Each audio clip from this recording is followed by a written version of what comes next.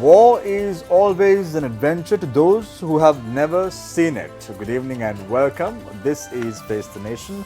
Our topic of discussion today is crisis in Ukraine and its impact on Sri Lanka and the region. Joining us this evening on Face the Nation are Dr. Hasit Kanda Udheva, Senior Lecturer, Department of International Relations, University of Colombo.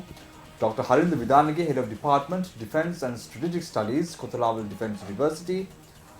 Farakavala Surya, State Minister of Regional Cooperation, and Kusum Vijayatilaka, Foreign Affairs Analyst. Let's turn our eye first towards Dr. Harinda Vidanage, Head of Department, Defence and Strategic Studies, Kothalawala Defence University. Dr. Harinda, tell us, what is the reason for Russia to invade Ukraine? What was brewing all this time and all this while since 1991? Where Ukraine split and became an independent state? Since the end of the Cold War and, as you said, the splitting of Ukraine and all other states from the Soviet Union, I think one of the major expectations by Russia was that Ukraine remained somewhat more of a hinterland of Russia, and Ukraine remained somewhat demilitarized. Significantly in the orbit of Russian sphere of influence.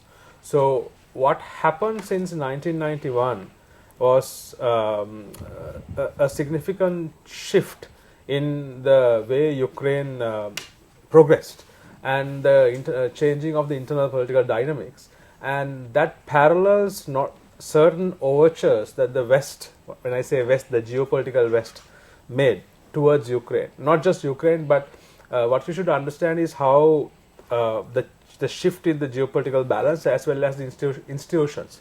So the key institution that actually was their security alliance was NATO, and of course NATO was offsetted by the Warsaw Pact organization that the Soviet Union maintained. When the Warsaw Pact was dismantled, the Soviet Union the Russians expected NATO to remain within that particular sphere.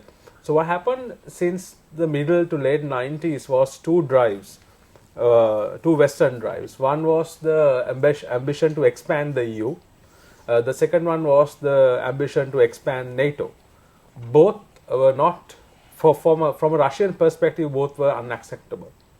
Both expansions were unacceptable because they felt that it was bordering on interfering on Russia's kind of periphery. And Ukraine is significant because Ukraine was a crucial state for both Russia and the West. And since probably 2004 actually. 2004 was the first change in Ukraine, which had a significant impact on Russian politics and Russian political mindset, Russian political elites. We always keep referring to 2014, the Maidan uprising, but actually the so-called shift towards the West in Ukrainian politics became quite apparent with 2004. Because three things were driving the Western foreign policy. One was the expansion of the EU. Second one was the expansion of NATO. The third was a foreign policy mission which we call democracy promotion, which the West used as a certain way of not interfering, but it is seen as interfering by some aspects, but a change in the ways of governance in mostly Eastern European states, which is support democratization movements, democratization policies, as well as democratic parties. So the democratization of Ukraine, especially through the so-called Orange Revolution, and the election of a democratic candidate who was more softer towards the West and was not as soft towards the Russian, that I think aggravated Russia. That was the time since 2004 you can see this particular shift happening.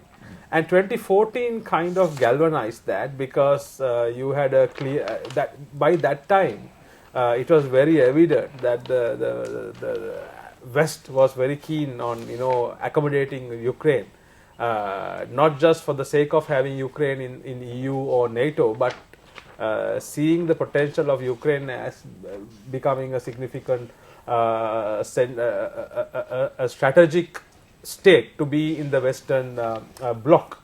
And I think the other shift was Russia in the early 90s was not as strong as it was. When I say strong, I mean the politico-economic military power, right? So of Russia, since if you compare it with 1991 to now, of course there is a progress. You can argue that certain quarters in Russian economy is in trouble, but Russia is definitely, as even American scholars call it, is a revisionist state in its form now. So Vladimir Putin is the cause of the revisionism, the rise of Russia to a certain extent. Russia, as it kind of is re-rising, it was not comfortable with either three of these transformations that the West was trying to bring in. Accommodation of Ukraine into the EU, making Ukraine a NATO partner, because especially in the context of NATO, things were actually happening. In 1999, there was an expansion drive. Poland, Czech Republic, they all became part of NATO, and I think the second drive, 2004, they wanted to get Ukraine into the NATO's orbit. So these things are what we call systemic underlying issues that led to Russia's provocation of Russia, and Russia kind of seeing that the West was not keeping to its promises to start off, because when Soviet Union dissolved, when the Ukrainians had to give up their nuclear arsenal, this was also one of the things that everybody agreed nobody would interfere in Ukraine. Ukraine would remain neutral, and all these things, and the Russians feel that particular tacit understanding was broken. So, Harinder, if you look at the last 22 years of the history, if you go back, revisit the past, you've seen the manner in which how Russia has invaded countries at least 3 times. And in 2014, it was very evident when Russia invaded Ukraine, part of Crimea, which was very well known. The Ukrainian troops withdrew, and they came into a settlement in terms of finding a common ground to the problem at hand.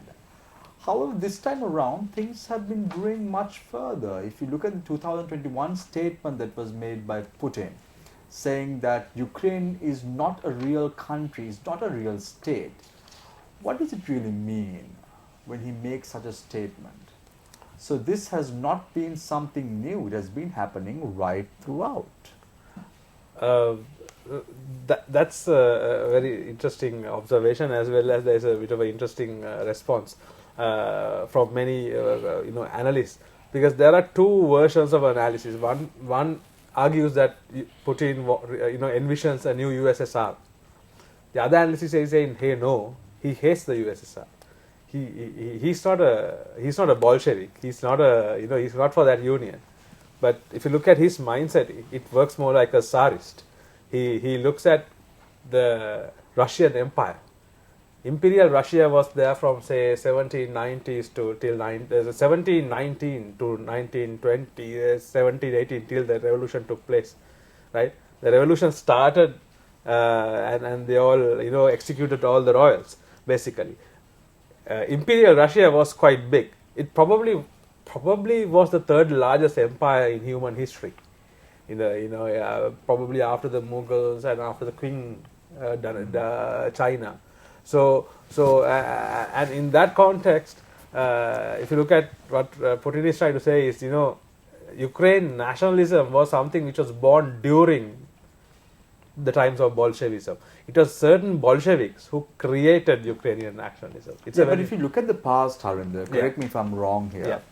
Yeah. If you look at the past, in 1991, when Putin was a very strong individual in the political hierarchy of the KGB at that time, he still did not prefer Ukraine breaking away from Russia at that time.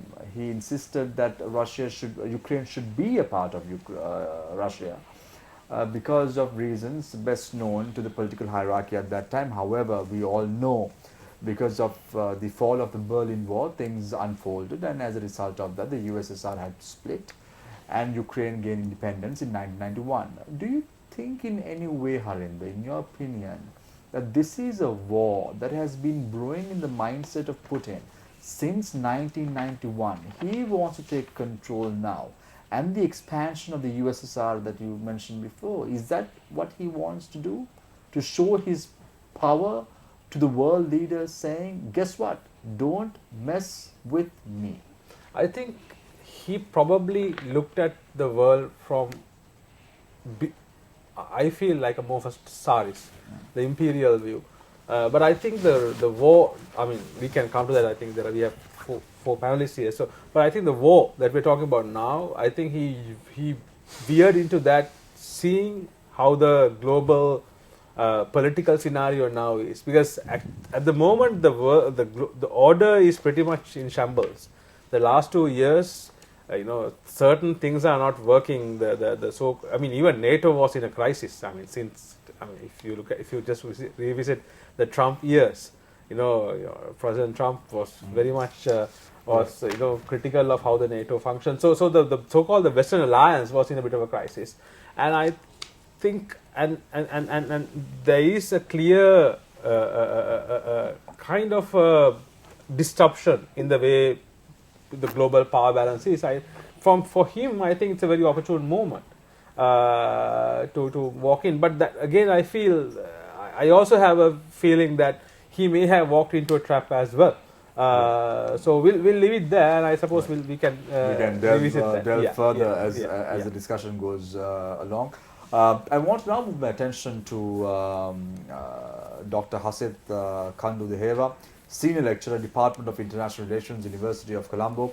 Hasit, nice to have you on board. This seems to be the first time that you're featured on Face the Nation, so welcome to the show. Thank you. Having said that, let's look at the nuts and bolts of the topic today that we are discussing, the crisis in Ukraine and its impact on Sri Lanka and the region. My first question to you is, Hasit, with regard to how the world views this crisis at the moment.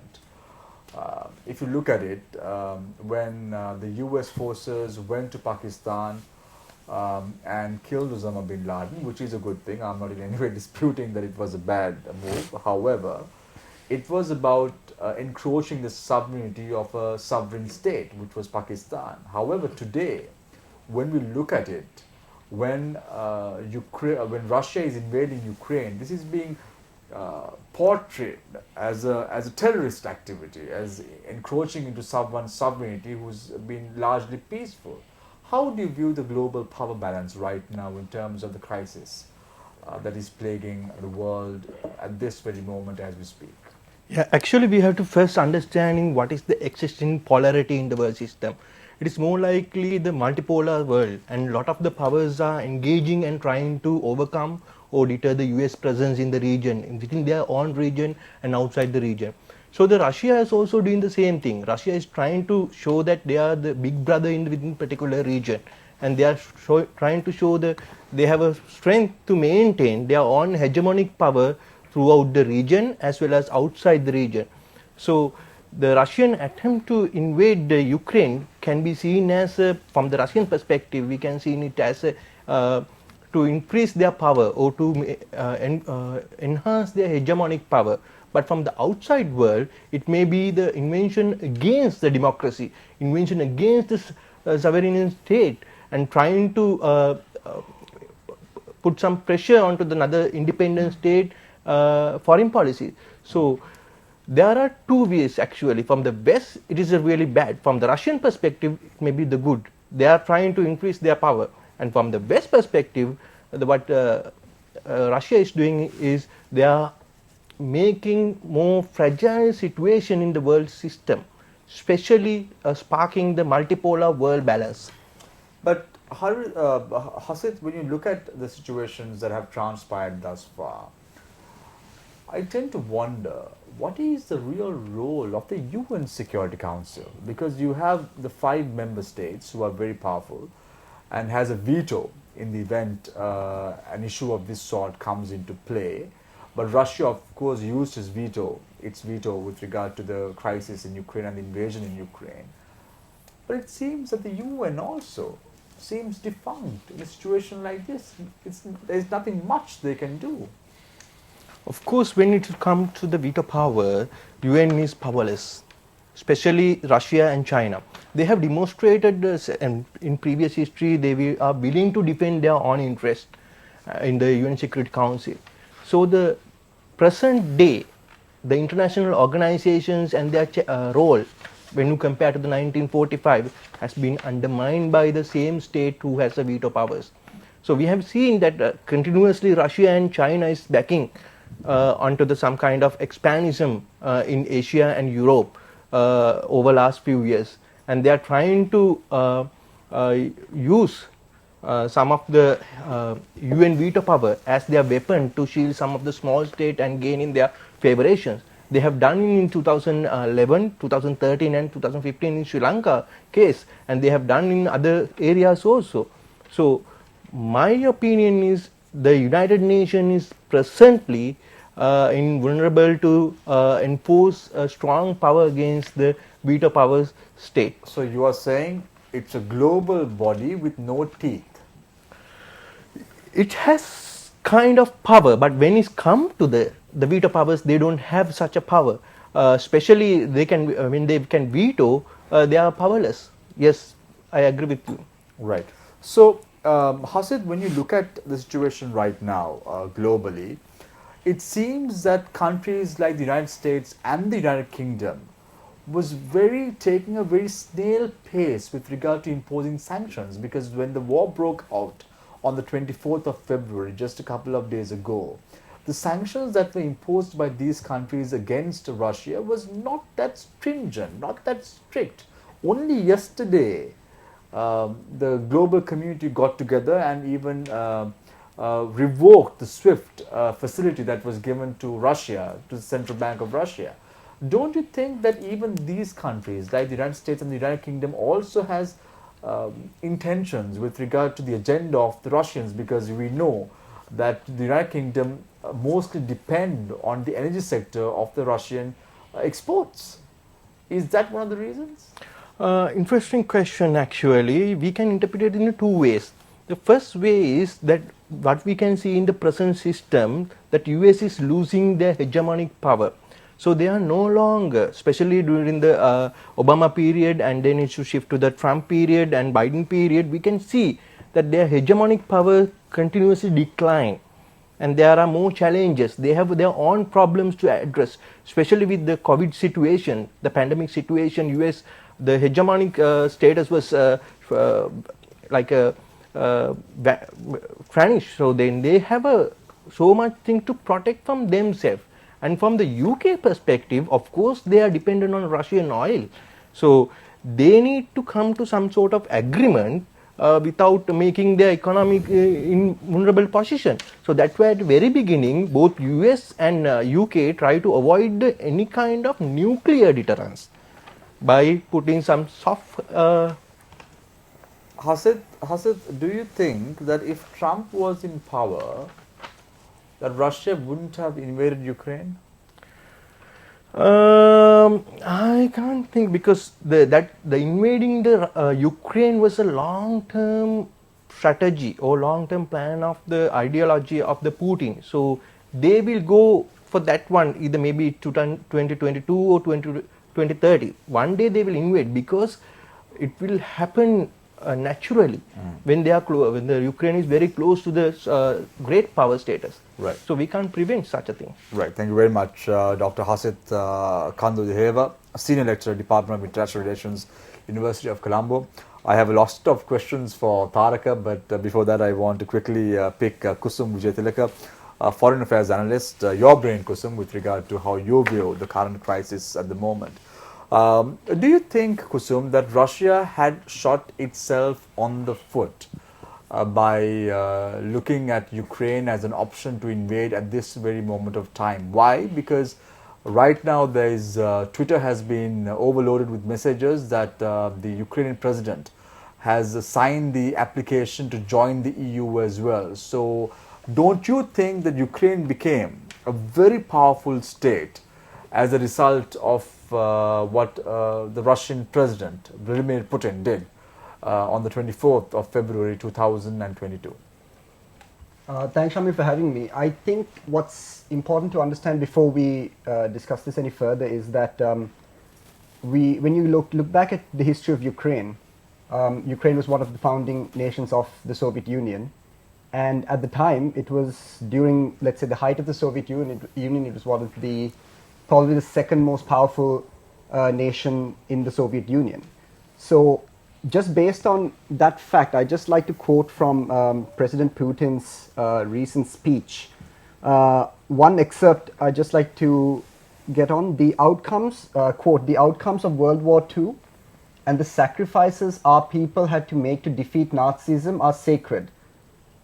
This does not contradict the high values of human rights and freedoms in the reality that emerged over the post-war decades. This does not mean that nations cannot enjoy the right to self-determination as enshrined in the UN Charter." So what Putin is essentially doing is he's playing on a very significant and deeply embedded sense of national pride in Russia that stems from the sacrifices made by literally millions of Russians throughout centuries. Russia is a country that's had enormous amounts of conflict. I think if you just analyze Germany and Russia alone, look at Operation Barbarossa, that's the Nazi invasion of Russia during World War II. It led to some 4.9 million Russian casualties just during that time. Yeah, but a million Russians were killed. So when you look at, again, just to focus on Germany and Russia, they also engaged in proxy wars, most famously the Spanish Civil War. But in the 1980s, towards the fall of the Soviet Union, Russia made a major concession in agreeing to allow Germany into the NATO alliance. Now, at the time, this was a major concession that Russia made. So, considering that concession, what Putin is saying right now and what I think Russia and the Russian consciousness that Putin represents is basically saying is that we made these concessions. There was a verbal agreement between the United States and European nations not to, I think the exact words they used was, not an inch of expansion to the east by NATO. And instead, I think over the last 20 years, I think my colleague mentioned it, NATO has expanded almost non-stop. But there are many countries who withdrew from NATO as well over the last few years. There is, but none of them have quite the significance that Ukraine has to Russia. Remember that within Ukraine, within the state that we recognize as Ukraine right now, there are quite a few Ukrainian speakers, there are ethnic Russians. Yeah. And I think there was a very interesting graphic on Russian national TV that basically traced what they believe the Soviet Union gave up after its collapse. And they're essentially saying that these were all territorial gifts given by the Soviet Union. And the actual area on Russian TV that shows Ukraine is actually about 20% of current Ukraine, and it's just right in the middle. That's the only area that, according to Putin's speech and some of what's on Russian state television, that's what Russia seems to believe Ukraine should be, and everything else is not. So, Kusum, in your opinion, don't you think that Ukraine, which was a peaceful state, in our eyes, at least on the eyes of the majority, but you seem to be wavering a little bit towards the Russians, it seems to me, in your opening remarks. However, don't you think that the Russians had got it all wrong as far as this is concerned? Because right now, even the International Olympic Committee had recommended that Russian and Belarusian athletes be banned from international games in the future. The EU has already given the nod for Ukraine to join them as well as an EU partner. And a Kartnis has now become the president of Ukraine and is very, very popular. So don't you think that Russia made a mistake, a calculated risk? There's two parts to this invasion, if I can break it up into two. Within the first few days of the invasion, there was a lot of scholarship, a lot of scholars and commentators that were talking about this NATO issue that most of my colleagues had mentioned, that the expansion of NATO is part of the reason that Putin is invading Ukraine. Now, that would have made sense, and I agreed with that to a certain degree, because we know that the areas of Luhansk and Donetsk have been under contention for some time. They're disputed territories. But now when you look at the invasion, it's an invasion from virtually 3 sides, some might say 4 sides of Ukraine. So I think in the last 1 or 2 days, I'd agree with you that President Putin has certainly overplayed his hand. I think whatever justification he had, he's now losing. But as everyone on this panel knows, Russia is not a small nation. This is the first time that in our lifetimes that Russia has been this belligerent, and Russia is not what it was in the 90s either. Now Russia is one of the key nations in the world. It's embedded in the financial system, in the supply of energy. Invading countries 3 times in the last 22 years, Kusum. Don't you think that Russia has been overplaying its cards? Well, you during mentioned the last 2 the decades? Olympic Committee. I also know that the Formula One race in Russia has been cancelled. But someone made the point, I can't remember quite who it was, but someone made the point that they've cancelled the Russian Grand Prix. But the Saudi Arabian Grand Prix will go ahead next year, despite what's happening for the last 7 years in Yemen, where the death toll right now is in the hundreds of thousands. So I think we have to look at these things with a certain amount of balance. But no one can say that Putin is justified in certain aspects of this invasion. I think the casualties, as they rise, as the economy, we saw today, just a little while ago, that the ruble has collapsed by 30%. Interest rates have doubled. The Russian central bank has doubled interest rates. So Putin may have made a miscalculation, but the next few days, and whatever Zelensky and the Russian counterparts discussed on the border of Belarus, the next few days will be crucial, Shami. So you spoke about the German invasion to Russia in the Second World War. To be very precise, the date was on the 22nd of June 1941. However, Russia came on top. But we've seen such wars across the world. We've seen the Israeli war that took place for a period of 7 days, and Israel came on top as a very small nation even at that time, because of its firepower, the air power that they had at that time. But however, when you look at wars that have taken place in the world right now, do you think that the EU and even the West can get together and show their power to the Russians in terms of this power struggle that we're talking about? Or is it just going to be sanctions and just action, just words and no concrete action? We in Sri Lanka, we have a long history of not being very happy with Western intervention.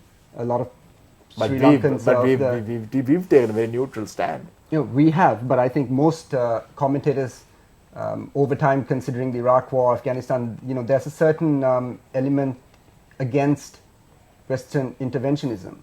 But when the belligerence is by someone who is essentially in the media considered a pariah, such as Putin, then we see even progressives, liberals become quite interested in some sort of global military action. I have to say, there's a lot of things to criticize the Biden administration for.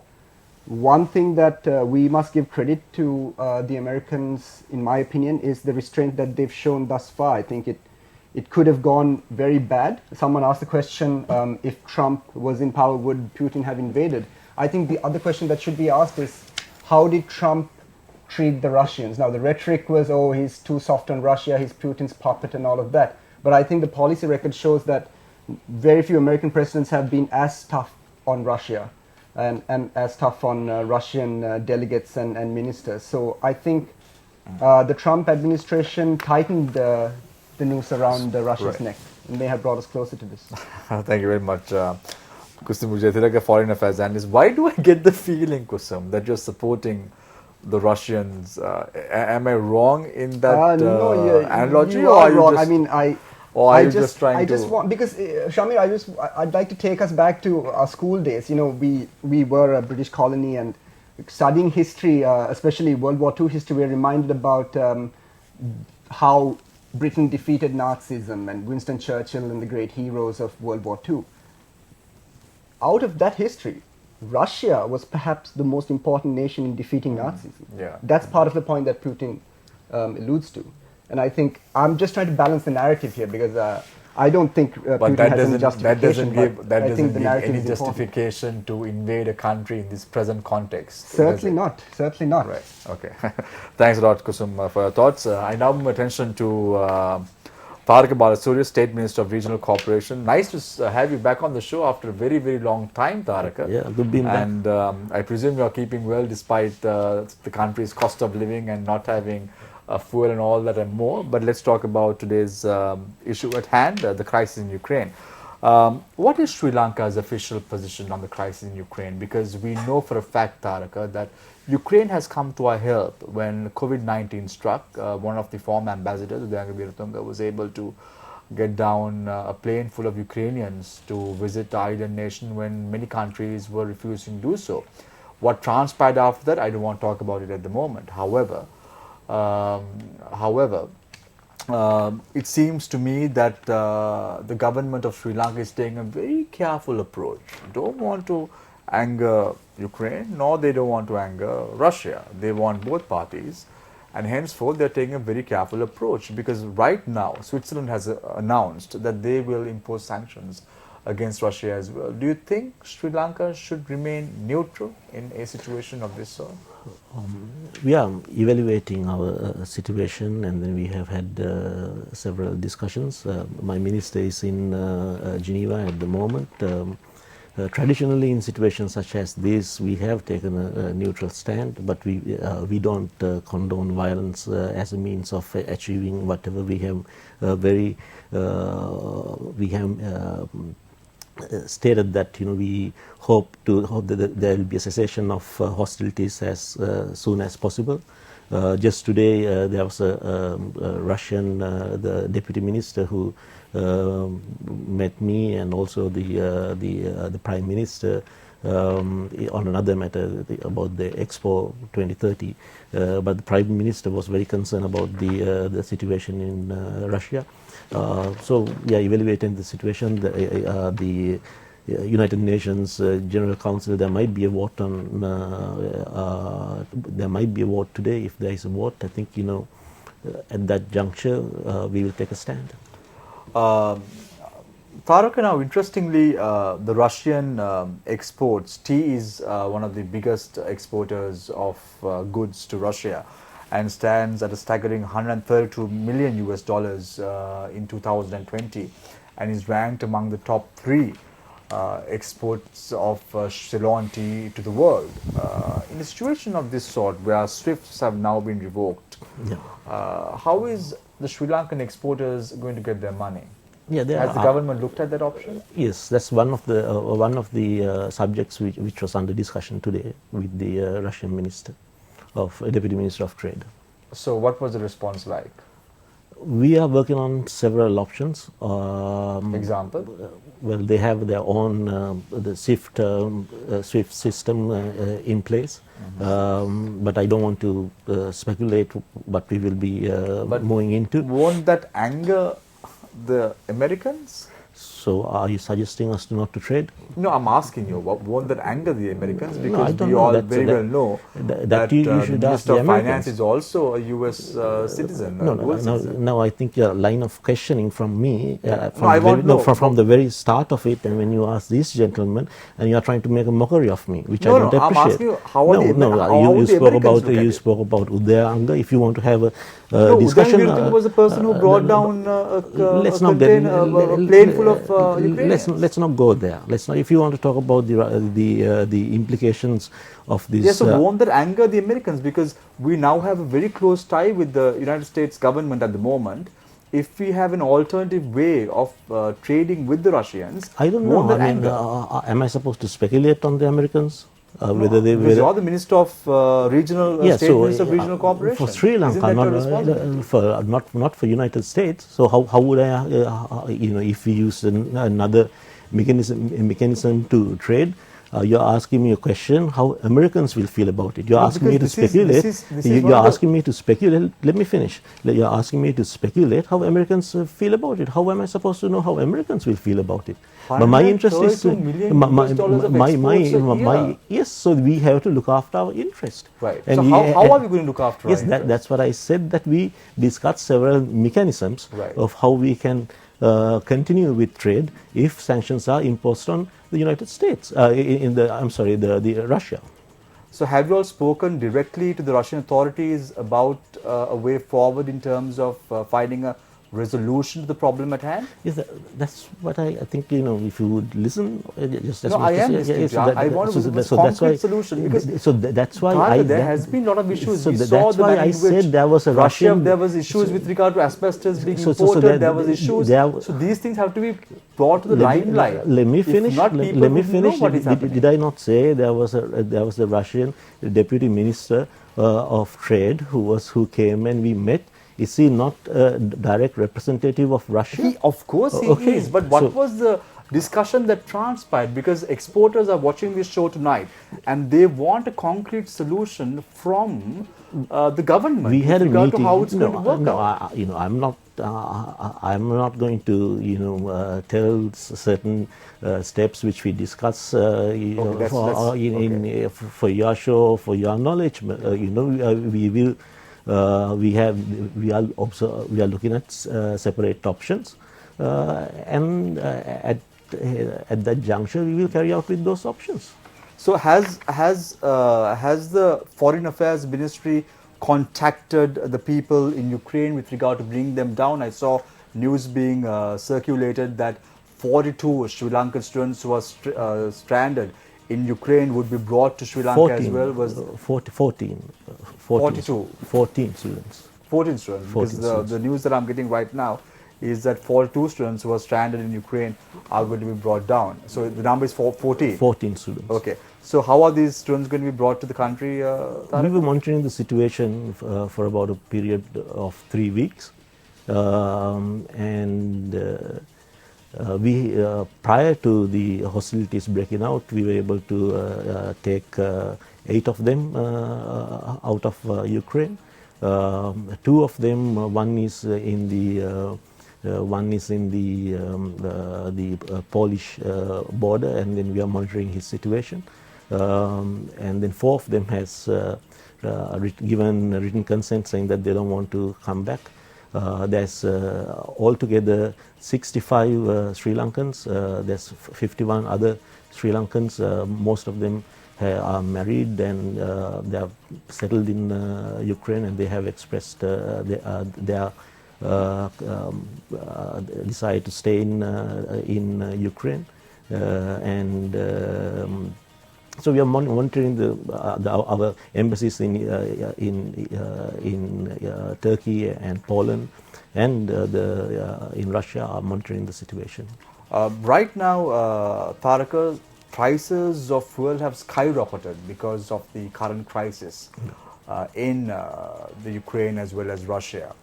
Would this have an adverse impact on Sri Lanka going forward? Because we know that the minister have very clearly said that prices have to be increased, but the cabinet has taken a strong decision that price of fuel won't be increased. Would that have an impact on the Sri Lankan economy? If the prices of, if the prices of fuel increase anywhere, there'll be impact anywhere in the world.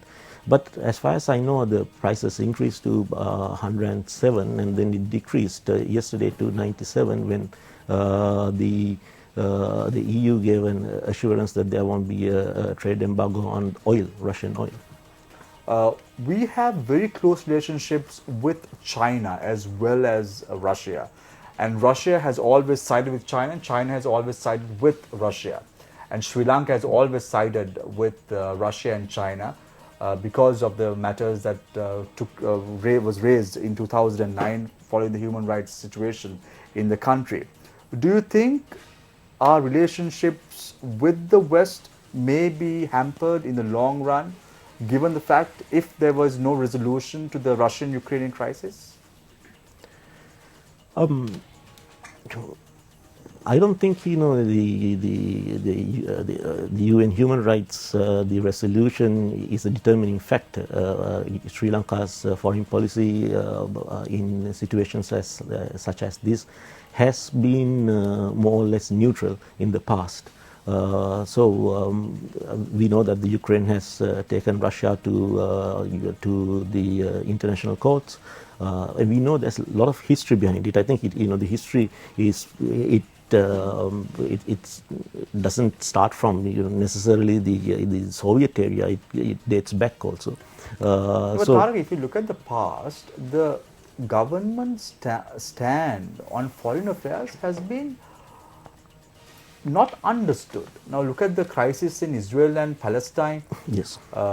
President Mahinda Rajapaksa, now the Prime Minister, has been a staunch supporter of the Palestinian cause.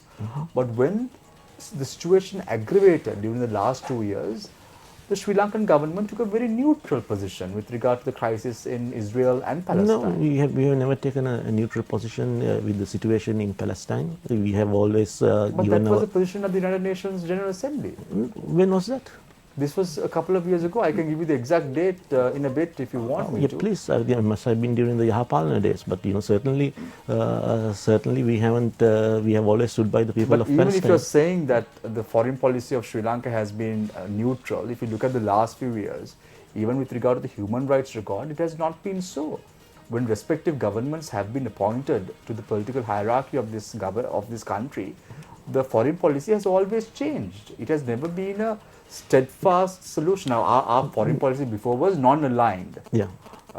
Then we were, with respective governments coming into play, we were supporting the Chinese, we supported the Russians, we supported the Americans. It has happened. So how can you come into a conclusion saying that we have always been a neutral country when it came to taking decisions? No, you are trying to equate neutrality with inaction. And neutrality doesn't mean inaction. We have to look at Sri Lanka's interest at certain situations and then evaluate that and take action accordingly. So certainly situations such as what's happening in what's happening in Europe is absolutely unfortunate. I think, as Kusum pointed out, Europe is not the only war which is going on. Then what about the situation in Yemen? There are many other places where the war has taken place, and such invasions has taken place before also. Sovereign countries have been invaded. What has our position been at those circumstances? Let's say if you look at the Iraq, Libya, were they not sovereign countries? So I don't think there is a change in our foreign policy in this regard. Has the Ministry of Foreign Affairs been able to communicate with the Sri Lankan embassy in Russia or even Ukraine as a matter of way forward for our island nation? Way forward In terms of our relationship with Russia and also Ukraine in terms of our exports, because right now as we speak there were many ships. They didn't know that the attack was going to take place on the 24th of February, and as a result of that many ships have gone to Ukraine and docked tea containers in that nation at the moment. So has there been any discussion with regard to any trade matters pertaining to Sri Lankan exports at the moment? They're in the middle of a war. I think the least thing which the Ukrainians will have in their mind at the moment is talk about the trade relations with Sri Lanka. Because you said the interest of the exporter is what is in your mind at the moment and nothing else. So the interest of the exporter is sending tea to a country but and it's getting pretty daft returns. to ask whether we are talking with the Ukrainians at this junction. What is going to happen in the future? It's not about what you asked was whether we discussed with the Ukrainians about what's happening to our ships or there's so many with our ships containers. That was not a concern. Are you seriously telling I'm me? asking, isn't that a concern? Are you Isn't that a seriously concern? telling me they're in the Because we don't middle have of dollars at the moment. in the No, middle we of don't have dollars at the middle of what I a don't war, understand is and we then don't have you are dollars at the telling me moment. to We talk. are looking at you getting dollars for so our you are telling me exports. to talk to the Ukrainians when So when we they have not spoken to the No, we pairs haven't yet. spoken to the Ukrainians. We don't have embassy in Ukraine. Yeah. Our embassy in Turkey oversees the overseas, embassy. yeah. So no discussions even have been taken with Turkey. Of course, there has been discussions with Turkey. Yeah. Okay. So we open the floor for questions from our journalist. On to my immediate right is Jayama Ratnayaka. On to my immediate left is Shehan Ranatunga. Let's start off with Shah. Thank you, Sumit. My first question is for Dr. Harinda Vidanike. Doctor, you wrote an article just recently, and you referred to Russia as the rising phoenix. In your eyes, what's happening right now and the way things have played out, was this a smart move by Russia, or have they bitten off more than they can chew, in your opinion? I mean, that's a question that keeps all of us pondering as well. I mean, I think the common consensus, and I also kind of tend to go with that, is that, you know, as Shamir asked me earlier, why did they start the war? Why did they? So there are certain reasons, but still it doesn't justify all-out invasion, as well as one of the largest conventional military moves since the Second World War. So my thinking is that, my sense is that, if kind of think from a Russian perspective, they would have, you know, President Putin would have calculated the fact that, you know, they are precariously close, Ukraine is precariously close to being kind of, you know, used as a particular Western proxy to significantly undermine Russia. Or Ukraine can be a staging ground, because what we are missing is the fact that there's been a serious play of geopolitical contestations, as well as a serious set of military moves. You know, in the last couple of years, the build-up has been significant, and I think Russia would have felt that, you know, if Ukraine was compromised to a certain extent, and if Ukraine totally falls in line with a geopolitically Western perspective, that probably is going to be a problem, because it's not just about Ukraine, it's about how Russia has maneuvered in the last 2 years. Russia has successfully deterred American power presence in critical regions.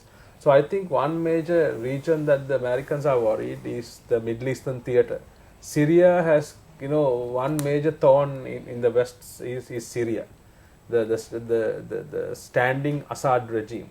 Another problem has been Libya, right? Libya, there are two actually powers parallelly ruled in the country, and one, the GNA, is supported by the Russians, and then the Russian presence in the Arctic. These are something lesser discussed aspects of how Russia has become. You know, when you look at Russia as a revisionist power, it doesn't mean Russia in its neighborhood.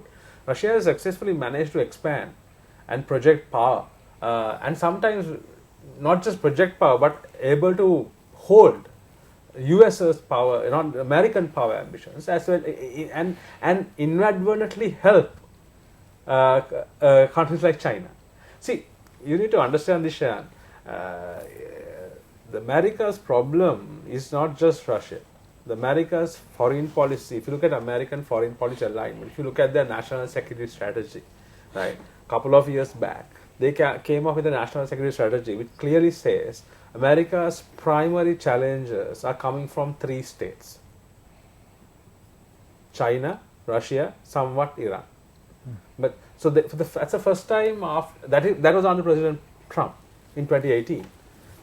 But the fact is that Biden has not changed that.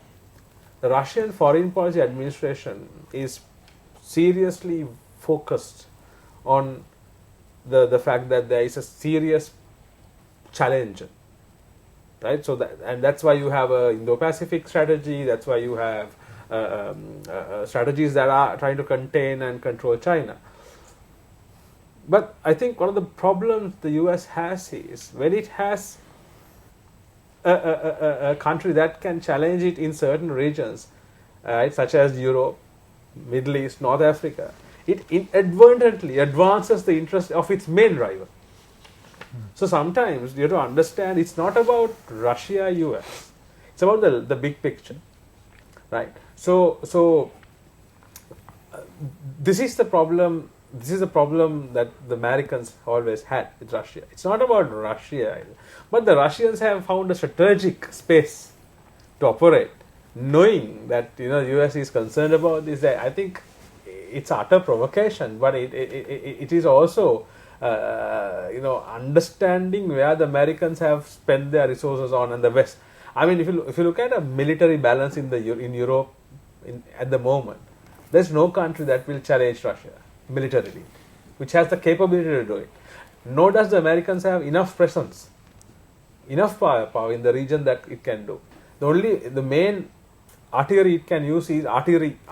Its panoply is the air power, but it's extremely stretched, right? So that is one miscalculation Ukraine made, thinking that there would be certain interventions. It's not possible. The problem is, I always ask this question: they will support.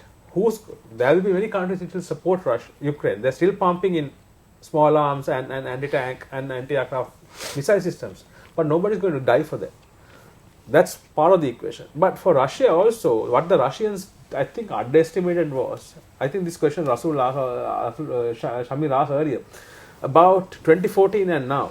Yeah. The Ukrainian military is far more advanced, far more trained, far more equipped than it was in 2014. So that is why I always feel whether the Americans also are, not just Americans, the West kind of created this scenario when the Russians came in. I think they knew the invasion was on a couple of years back. Everybody knew the invasion was on. It's not just the Russians, everybody knew. But you spoke about the 2005 power shift as well. The power shift where Viktor Yushchenko took over. Yes, the internal dynamics of Ukraine. Ukraine. The internal dynamics changed significantly. And if you look at it, that was not what the Russians expected at that time. No. So that is a culmination. The Russians saw this coming. So I think the Russians would have had a contingency plan long time back. It's just when to do it was the decision that was to be made. But if you look at it from that big picture, who are the big winners? I think if somebody asks you who are the big winners now, I would say both parties are winners. The Russian, the Chinese bloc, the Americans, because the Americans have finally managed to bring back all the Europeans to their fold. Right. First time the NATO was in utter chaos, right? So now everybody is in back and forth. So I think it's a bit of an interesting dynamic now we are seeing. So Taraka, you wanted me to get the dates in which Sri Lanka remained neutral. On the 17th of March 2021, it was your government which was in power, right? What was the resolution? No, there was no resolution, but you all remained tight-lipped when all the countries were voicing their opinion with regard to the Israel-Palestinian conflict. Sri Lanka remained tight-lipped. However, that has not happened when Mahinda Rajapaksa, between 2005 and 2015, was the president. He has raised concerns at the UN General Assembly, and Dr. Dayan Jayatilaka, addressing a media briefing, articulated that the Sri Lankan government, which has remained a staunch supporter of the Palestinian cause, has to open up and express their opinion. That is what I was referring to when I said that Sri Lanka remained tight-lipped and did not make any stand. Because in 2019, when Gotabaya Rajapaksa was appointed as the president, he said that he wants to take a neutral stand. No. As far as our position pertaining to Palestine, we have, we are strongly supporting the position of our position. The two-state solution. Yes. Right. So if so Taraka, see, we are having you here, and we have to ask about the questions relating to how it's going to affect Sri Lanka, because that is our topic as well. You came here very well knowing that we are going to ask you questions with regard to the issues that we have to speak about, because at the end of the day, Sri Lanka exports, if you didn't know, our third largest exporter of Ceylon tea is Russia, after Iraq and Turkey. And there is significant amount of money that is being invested by the Sri Lankan exporter in these countries. And if I don't ask you questions about looking after the interest of the exporter, we are already reeling without having US dollars to the country.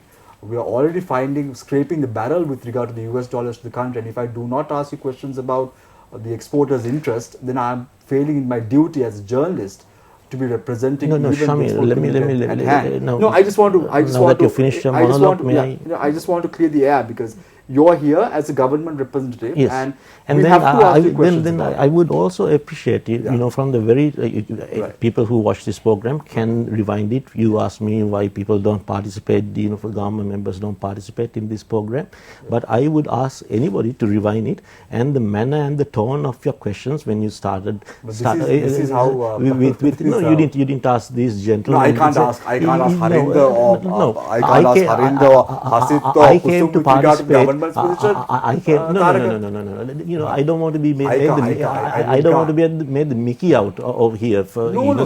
So please, let's act you have to professional. express the opinion of the government. We are not asking you because you are responsible. You are being appointed by the people of this country. The line and of if we can't, as journalists, ask questions from individuals like you. Of course, you with can ask regard questions. to the government stand. Of course, you what can. is the point? Of course, you can ask questions, but This government is shying away from all the problems of that we are course you facing can at the ask- moment. And as an individual who's coming on the show after a very long time, we have the responsibility to ask you and grill you on the government stand. I didn't ask anything about controversial questions. I didn't ask you whether or not the government is going to palm this situation to the Russian conflict with regard to the oil prices and the crisis in the country. I did not ask you questions of that sort because that would make you in an uncomfortable state. You're coming after a long time and we respect you coming on the show and we salute you for coming on the show because no government minister is willing to come on the show. So we respect you and that is why there is no bad air here, Taraka. So I want you to understand that. We are asking you questions with regard to the SWIFT payments. If the SWIFT is cancelled, how is the Sri Lankan exporters going to get their money? Simple as that. And did I not answer that question? You are saying that you all had discussions with the Yes, Russian and we authorities. discussed. So you So then what is the concrete action? No, Are you trying to tell the people that $128 million worth of exports are going to go unheeded? Shamir, okay, we are facing a problem right now with Iran. Now, if you finish your $350 million monologue, I would like to Right, speak. yes, yes, So you can continue talking, and then I'm sure the viewers will love to hear your monologue. Exposure in Iran is Yeah, $500 go ahead. million US dollars. Yeah. Okay. So then, what's the question now? $500 million US dollars So now, exposure if you finish, Iran. your monologue, Yeah, and tell if you me ask what ask action- me the question, Tell me then- what action. Tell me what action. Okay. No, we met the Russian trade minister today, and we spoke of several options, and that I don't think it's in the interest of Sri Lanka, as I mentioned earlier, to spell out. Okay, now you asked me like what options. I gave you examples, one options. Okay, the Russian minister stated that they have a similar mechanism to SWIFT. Okay, which we can explore, and there were other options also which we discuss. Now, just because, then you keep asking the same question, saying that, asking the same question, what concrete action? So do you suppose that we have a discussion and then we come up with concrete action within, let's say, Tarun, this is not your fault, Tarun, let me finish, yeah. please. Okay, and then within 5-6 hours. The options we have to put it to discuss with the central bank governor, we have to discuss with the finance minister, and then we will be examining the options. So why are you? I think it's fairly understood that if we have a meeting at a ministerial level or something, that the options cannot be immediately. Okay, we are going to do this, and then to give a concrete answer now. Tarka, I agree with all what you're saying, but the problem is now let's take a look at the Iranian conflict, Yes. the Iranian sanctions. Yes. How long are we talking about a barter system for tea, for oil? If we have agreed on a situation or a solution 2 or 3 years ago, or at least during the Yahapalne government, today we'll have a solution. Today we'll have oil in Sri Lanka, right? This is what I'm trying to tell you. I'm saying everything is about discussion. Now the Minister of Trade went to Pakistan and the Minister of Trade said that the Pakistani government has agreed to give us a credit line. Whereas Pakistan is requesting a credit line from China. How will they give us a credit line to us? I don't understand the mechanics. Appraise me, Taraka. Am I wrong? The Pakistan did offer a 50 million credit line to Sri Lanka. He said $200 million. To 200 million, that's 100 million for the. So Pakistan but they have doesn't even have US dollars in their country. Yeah, but they have have you looked at the economy? But they have rice. Okay, they can give their rice, and that's what the credit line wait is. right, I don't want to argue too much about it. We'll wait and see how Pakistan is going to give us rice in the long run, amounting to 200 million US dollars. Right. Hasit, with regard to the role of Russia right now, you see a lot of problems cropping up. We see a lot of issues cropping up. How do you think Putin is going to manage this in the next few months, next few weeks, and in particularly the next few days? I think for Putin, the next 24 hours to 72 hours will be crucial for him, especially for his administration and also his propaganda against the West as well as Ukraine invasion. So if Putin can finish or end this Ukrainian invasion with kind of the positive impact to the Russia, then he will secure the further benefits. But if he losing somewhere in between, if the both parties get a win-win situation and the Russia did not get any special benefit from the invasion, then I think it will be a big damage to the Putin reputation domestically as well as internationally. It may harm the Russia's attitude, especially its ability to project their power within the region, and also this will restrict their power expansion outside the region also. So that is why the next 24 to 72 hours is very important. That is why Russia is engaged in the peace talk. At the very beginning they don't want that, but then they see there's a lot of sanctions and everything is coming against them, so they have no option. They need to secure their interest economy. Yeah. So you are trying to say that if the Russian president did not go in for a settlement with the Ukrainians, things would have been very difficult for the Russian Federation. I mean, the settlement, what kind of settlement you are suggesting? The military settlement? A military settlement to the problem Yeah. at hand, because Ukrainians have very clearly articulated that they want an immediate ceasefire and also want the Russian troops out of Ukraine. So what I think is the Russia should maintain at least to get some benefit from the invasion. Otherwise, it is a domestic disaster as well as international disaster. So that is why Putin right now engaging the peace talk, but not agreeing to the ceasefire, because if the Putin agree to the ceasefire, it will destabilize the Russian morale. Specifically, even still now, most of the people in Russia support China, support Russia, China back, and India also showing some kind of signs that they also support to Russia, but even they are neutral, but they are showing. So this. But India can afford to be neutral because they are a very powerful state. And if you look at it, Hasit, over the last few years, Narendra Modi has somewhat had a very close tie with the Russian president. We've seen them hugging at many conferences that they have met.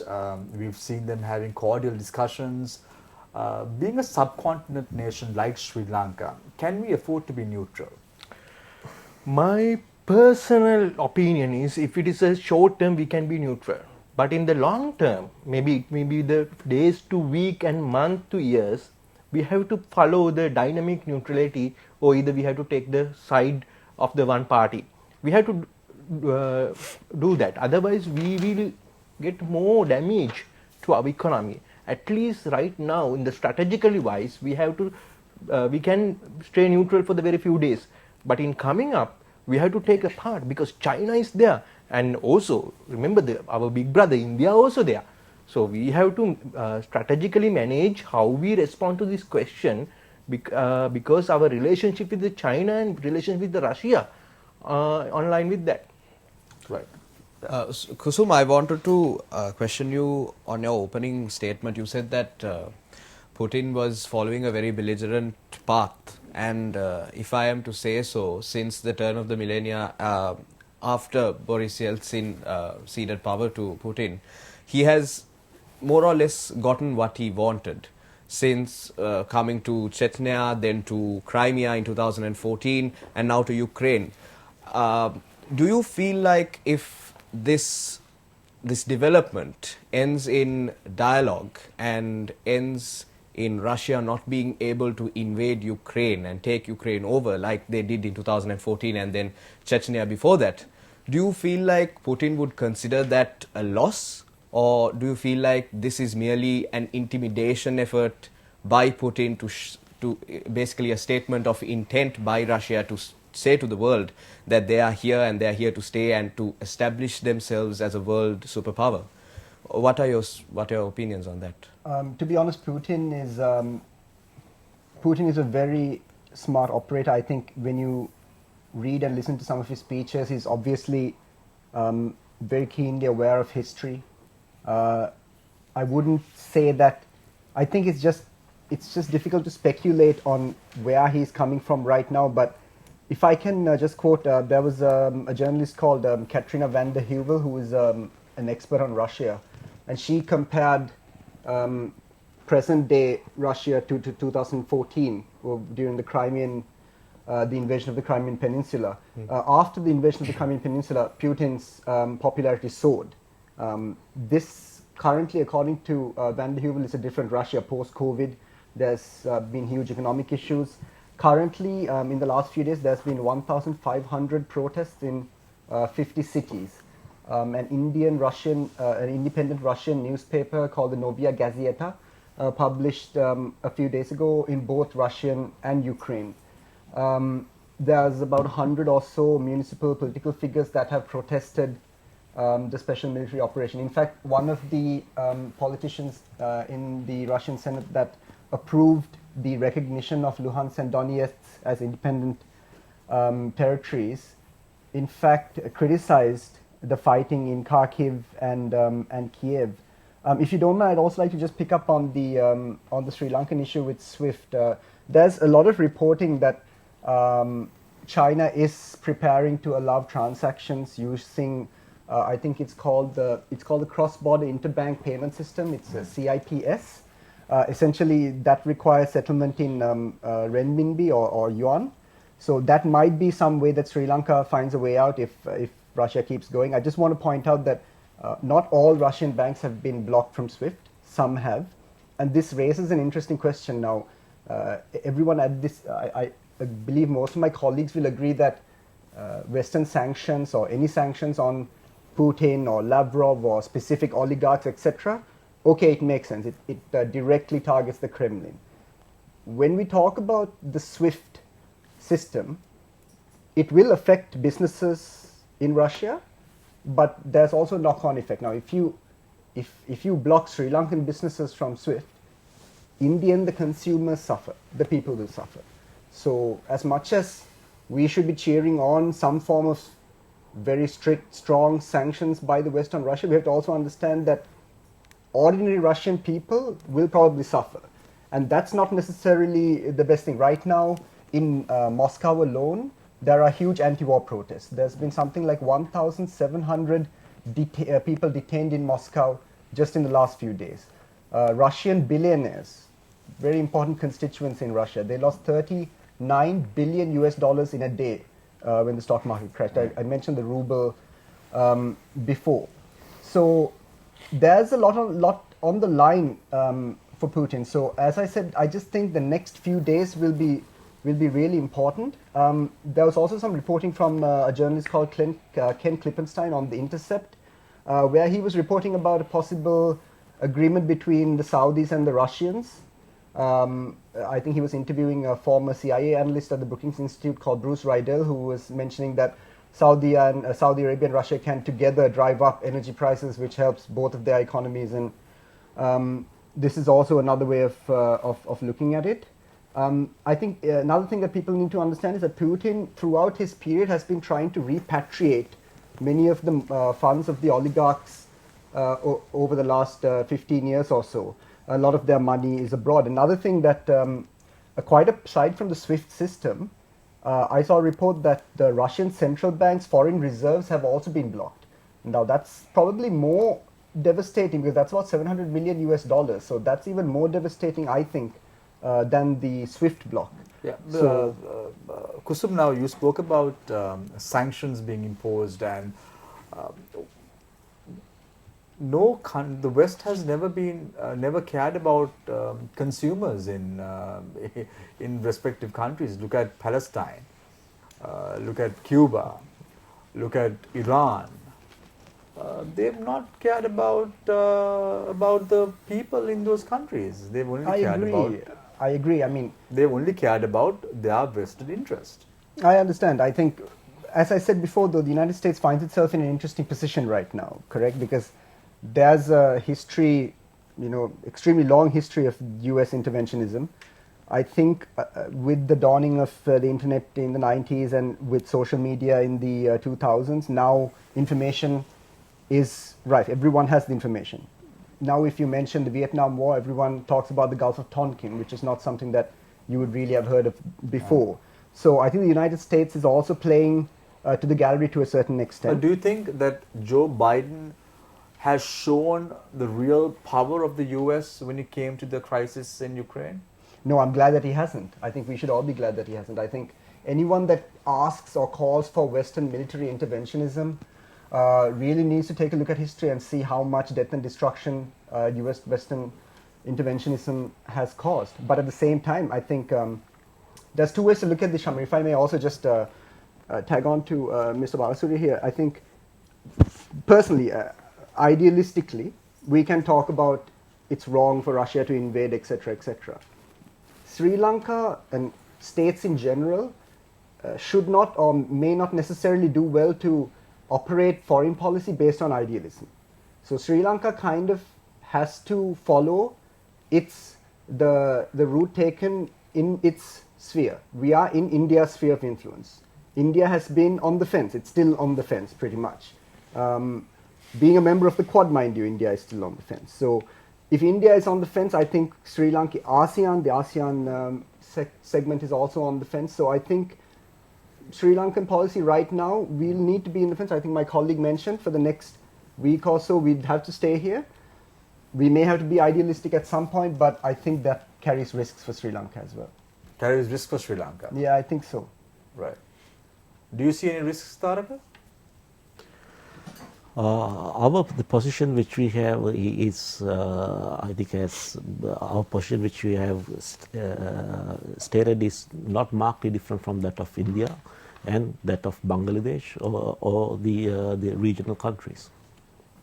So we will remain neutral on this subject as far as it takes, and then things would change? No, I didn't say that we will remain. I said that we are evaluating the possibility, and there might be a vote today, and then at that juncture, my minister will advise it. Traditionally, what I said was traditionally we have taken a neutral position. So right now, if you look at it, Taraka, it's about if you are not with us, you are not with us. If you are with us, you are with us. Like example, right now the International Olympic Committee has ruled out Russian athletes and Belarusian athletes to compete at the future games of any international body per se. So right now even countries are taking a very cautionary approach when supporting these countries in question. So we are not supporting Russia. We never stated that we are supporting Russia. Yeah. So the neutrality doesn't mean that we are supporting Russia. We are supporting Ukraine.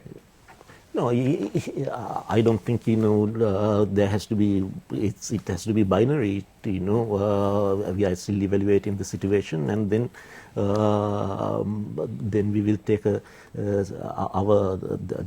right now. What we are most interested in is that the situation will not escalate. Because today several Ukrainian nationals were in front of the Russian embassy in Colombo. Protesting against the invasion.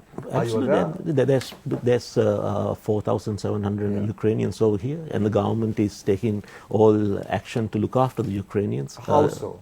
Look after means, what do you mean? Well, does it mean visas are going to be extended? No, the tourist board is working with certain hotels to see if we can give free stays. Okay. And they don't have money. Yeah, so this is not the first time that Sri Lanka has done this. Even during the COVID period, there was a small number of people which were stuck in Sri Lanka, and we looked after them. So yeah, we are very concerned about the situation in Ukraine, and we want all hostilities to end. And I myself was in Kiev last year, and when you go to a city and then you see that it's a beautiful city, and then to see it somehow when we talk about the foreign policy, it seems to dehumanize the certain aspects of it. But and then when you see that the same people who you saw there, where you see children crying and then in despair, it's shocking. Yeah, it's so. We don't say that it's a right thing. We don't. Just not far away. 13 years ago, we faced the same dilemma, same crisis in the country. Yeah. I think now it's finished. That is the effects of war. That is the scars that are left behind by a conflict. Absolutely, yes. So we are trying to overcome that, and I think the situation so the first thing which we are hoping is that the hostilities will end. But so though we like to, can I come into the conclusion? Though we like to support Ukraine in this situation, because you were also there last year. I was there in Russia too, so then it doesn't mean that I just because I was in Russia or I was in Ukraine. I mean, though we like to support Ukraine at the moment, we can't do so because of the economic ties that we have with Russia. Not necessarily. We are evaluating all aspects. I think when once there was a journalist asked when Mandela was in the US that why do you support Libya?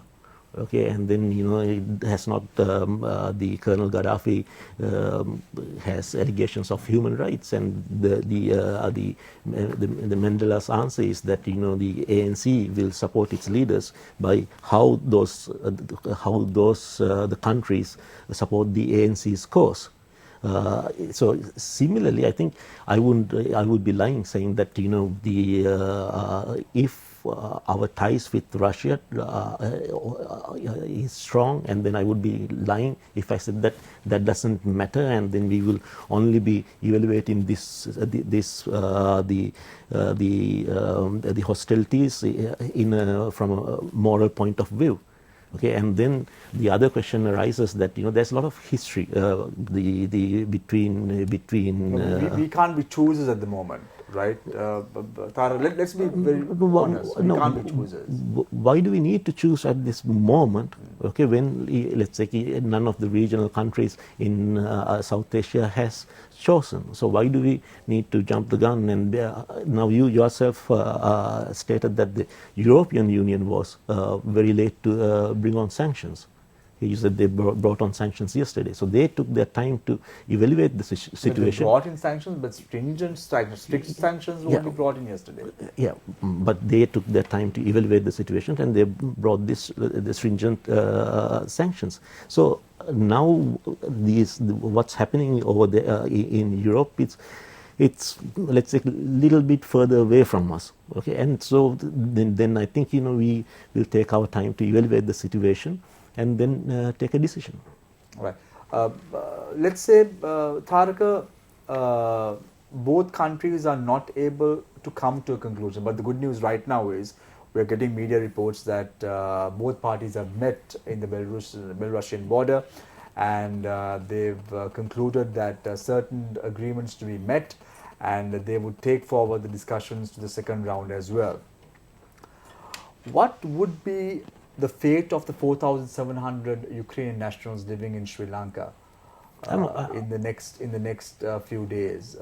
You said that steps have been taken to provide them with they will stay and money as well. Their food and lodging would be taken care of. They will be looked after, but I am optimistic that there will be some form of settlement. I don't want to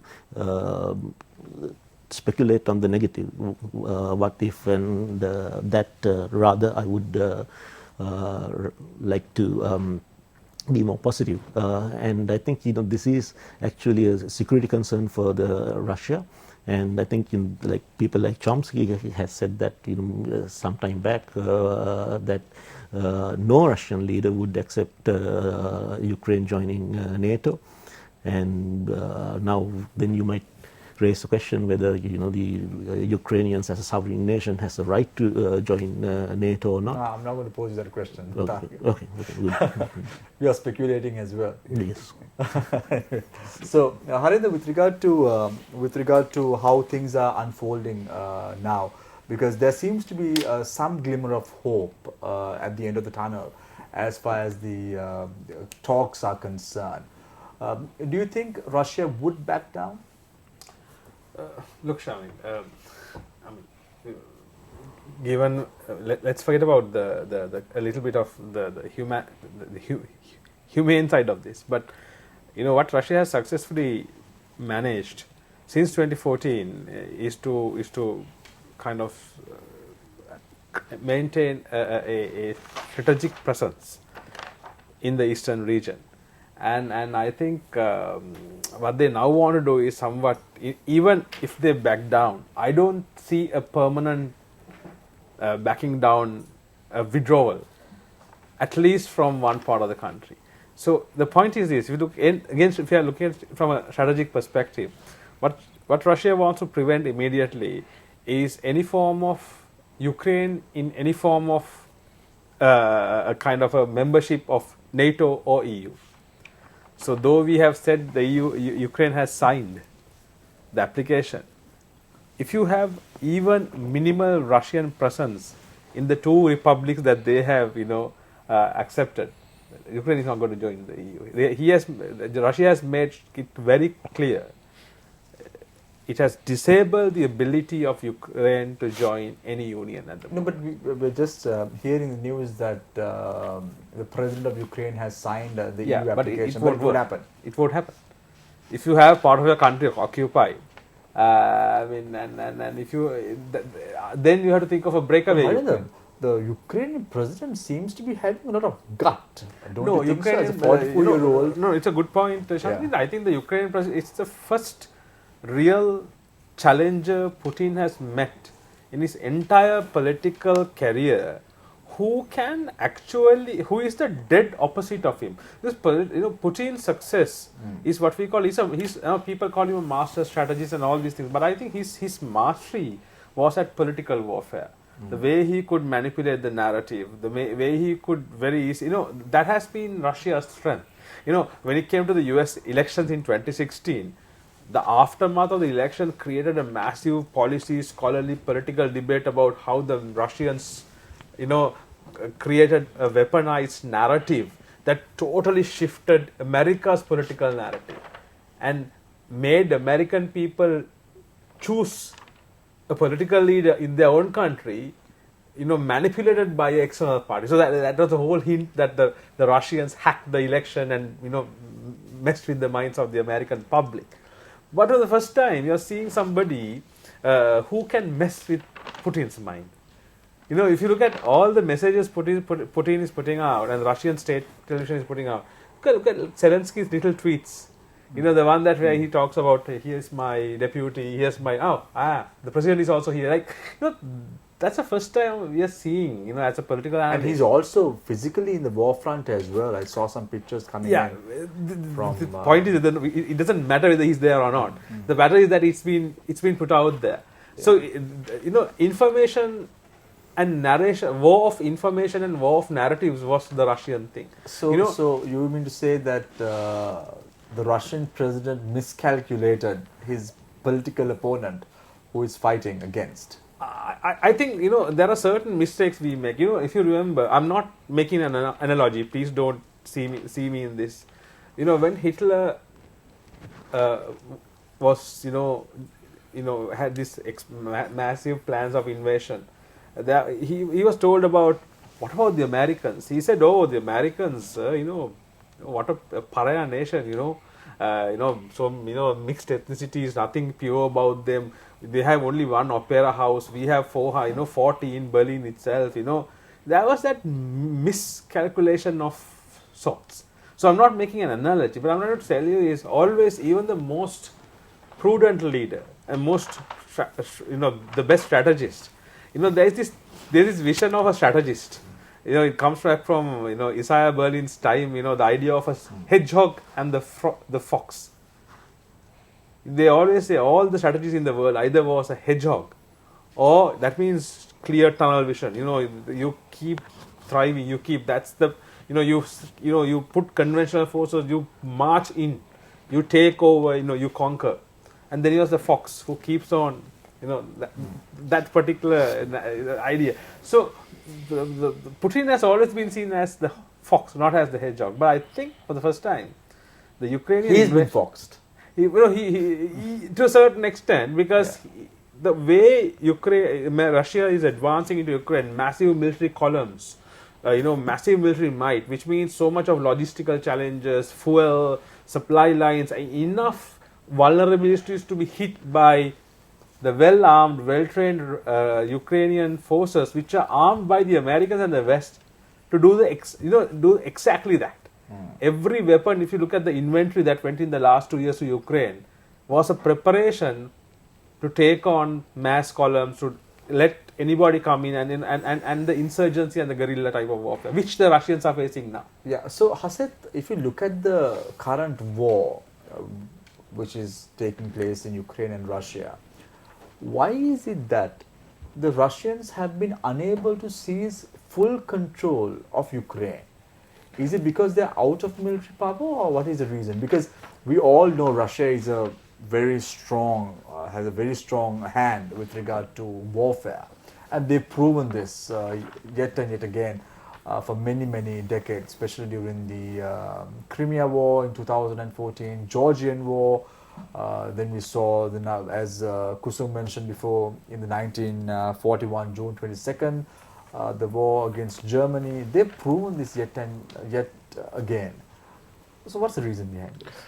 I think it's not because of military. I mean, I have no doubt that Russia's military power, it is very strong and very well trained army. They have all capabilities, even the nuclear arms, and they are disposed. The thing is, they encountered the unexpected Ukrainian deterrence from Ukraine and also internationally. From Ukraine side, Russia, I don't think the Russia predicted that Ukraine will make a strong opposition on the invasion.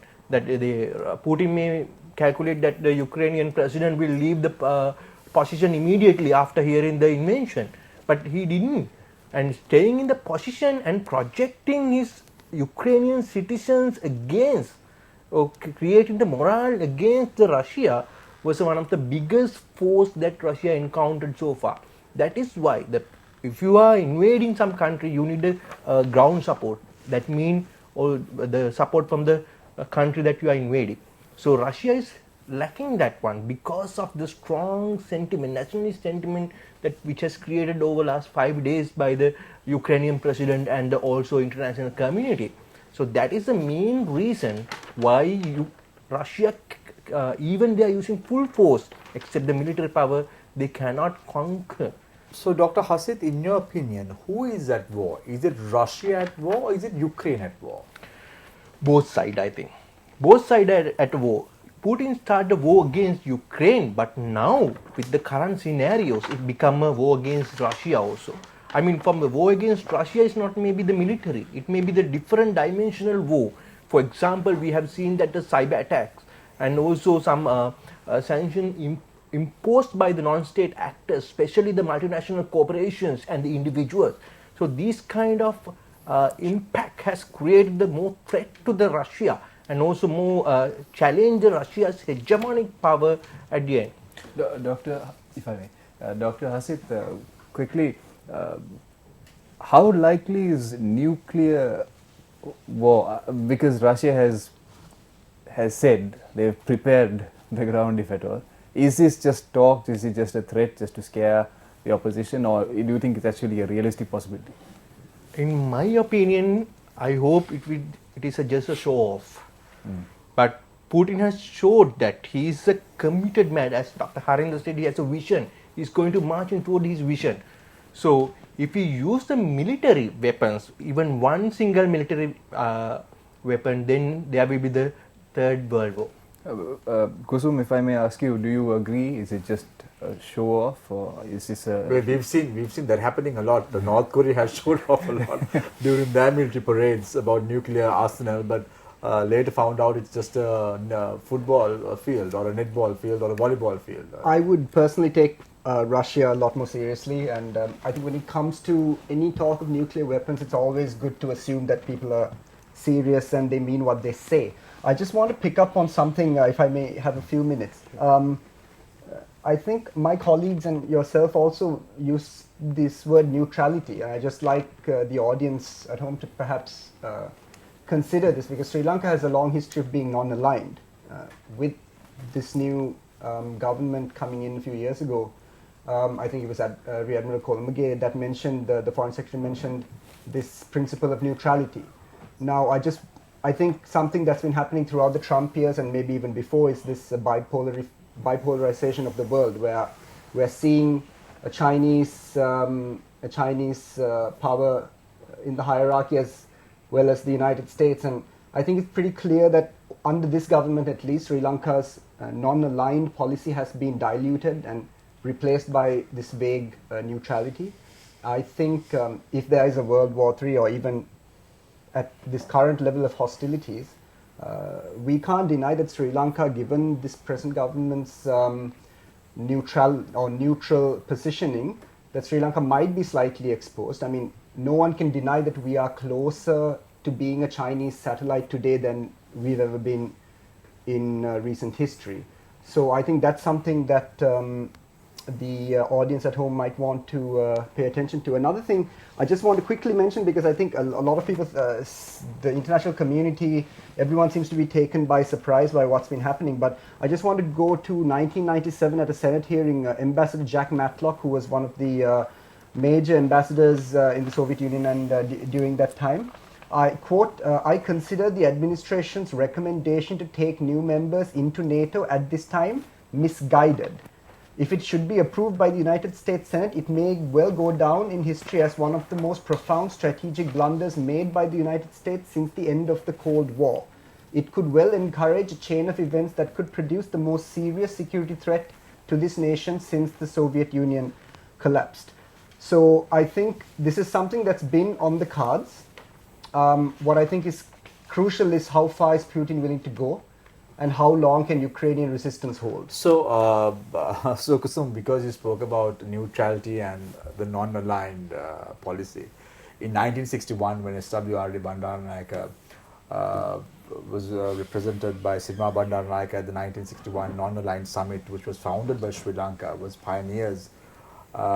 It was spoken that dynamic neutrality is the way forward for a country like for Sri Lanka.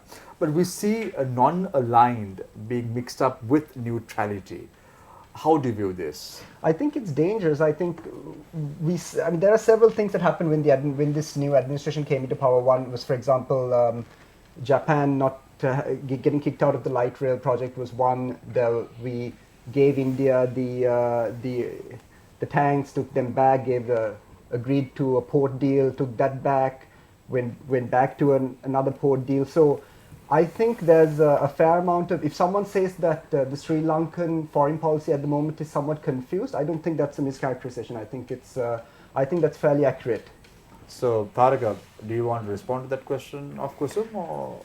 No, I think, I disagree. I think, for the first time in Sri Lanka's history, we have a 20-point foreign policy directive, which dictates how foreign policy should be conducted. And I think, the issue of neutrality or non-aligned, the world has moved away from a bipolar system to a more of a multipolar system. So I think neutrality is more in line than a non-aligned mechanism at such situation. And I think, if you really look at the number of dignitaries who visited Sri Lanka within the last 2 or 3 months, we have had dignitaries coming from all over, including Western dignitaries. So I think there's a lot of traction with the Sri Lankan foreign policy. Because when President Gotabaya Rajapaksa was addressing the 75th General Assembly a few years ago, he refers to neutral, not non-aligned. Yeah. So that is the direction of the government. Neutral and non-aligned. Can there be both? Yeah, they can be both. How so? Explain. It's not mutually exclusive. Neutral Because we are founders of the non-aligned movement in 1961, so that is no more our objective, because we see a lot of countries like the non-aligned movement. I think they had the 60th anniversary recently, and it has moved from as I explained, from a bipolar. It has evolved. Evolved. So that I think we too have to evolve with the changing. So the way forward is being neutral. It is part of our foreign policy. Yes. Yeah. Dr. Vidanage, I want to pick your brain on China's role in the whole Russian invasion. Before this invasion occurred, when tensions were brewing, China was very much supportive of Russia. They endorsed what Russia was doing. They endorsed that NATO's eastward expansion was a security threat.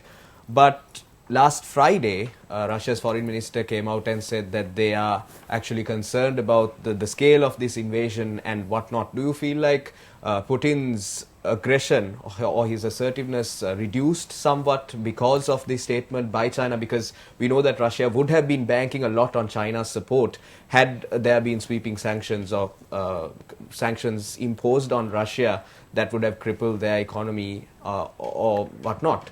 Do you feel like this played a part in Putin adopting somewhat of a more mellow attitude when it comes to the talks and entering into peace talks and all of these recent developments? Yeah, yes and no. I think yes, because if you look at the land, if you look at the region we are talking about, it's basically what we call Eurasia, right? So I'll start from where I stopped earlier. I mean, I connected to your question.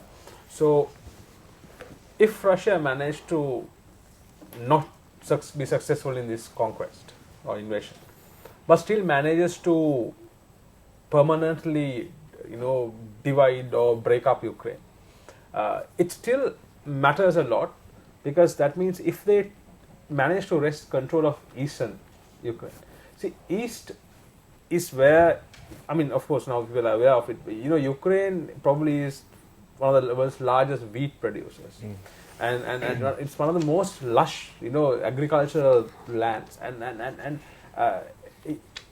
even if Russia is, broken by sanctions in the short term, having those assets, having that strategic landscape attached to Russia, makes a lot of sense in the long term. It's not just the strategic, what the food security, the energy security.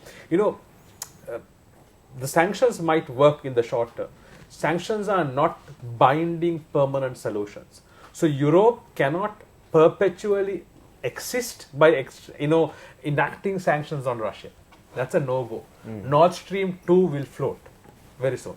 There is no company, no alternative, no American or European solution that can bring in that same volume to Europe, right? So Europe, at least for the next 40-50 years, is very much dependent on Russia, and Russia is also very much dependent on Germany, France being their big, big buyer. So there is that level of interdependence in nothing.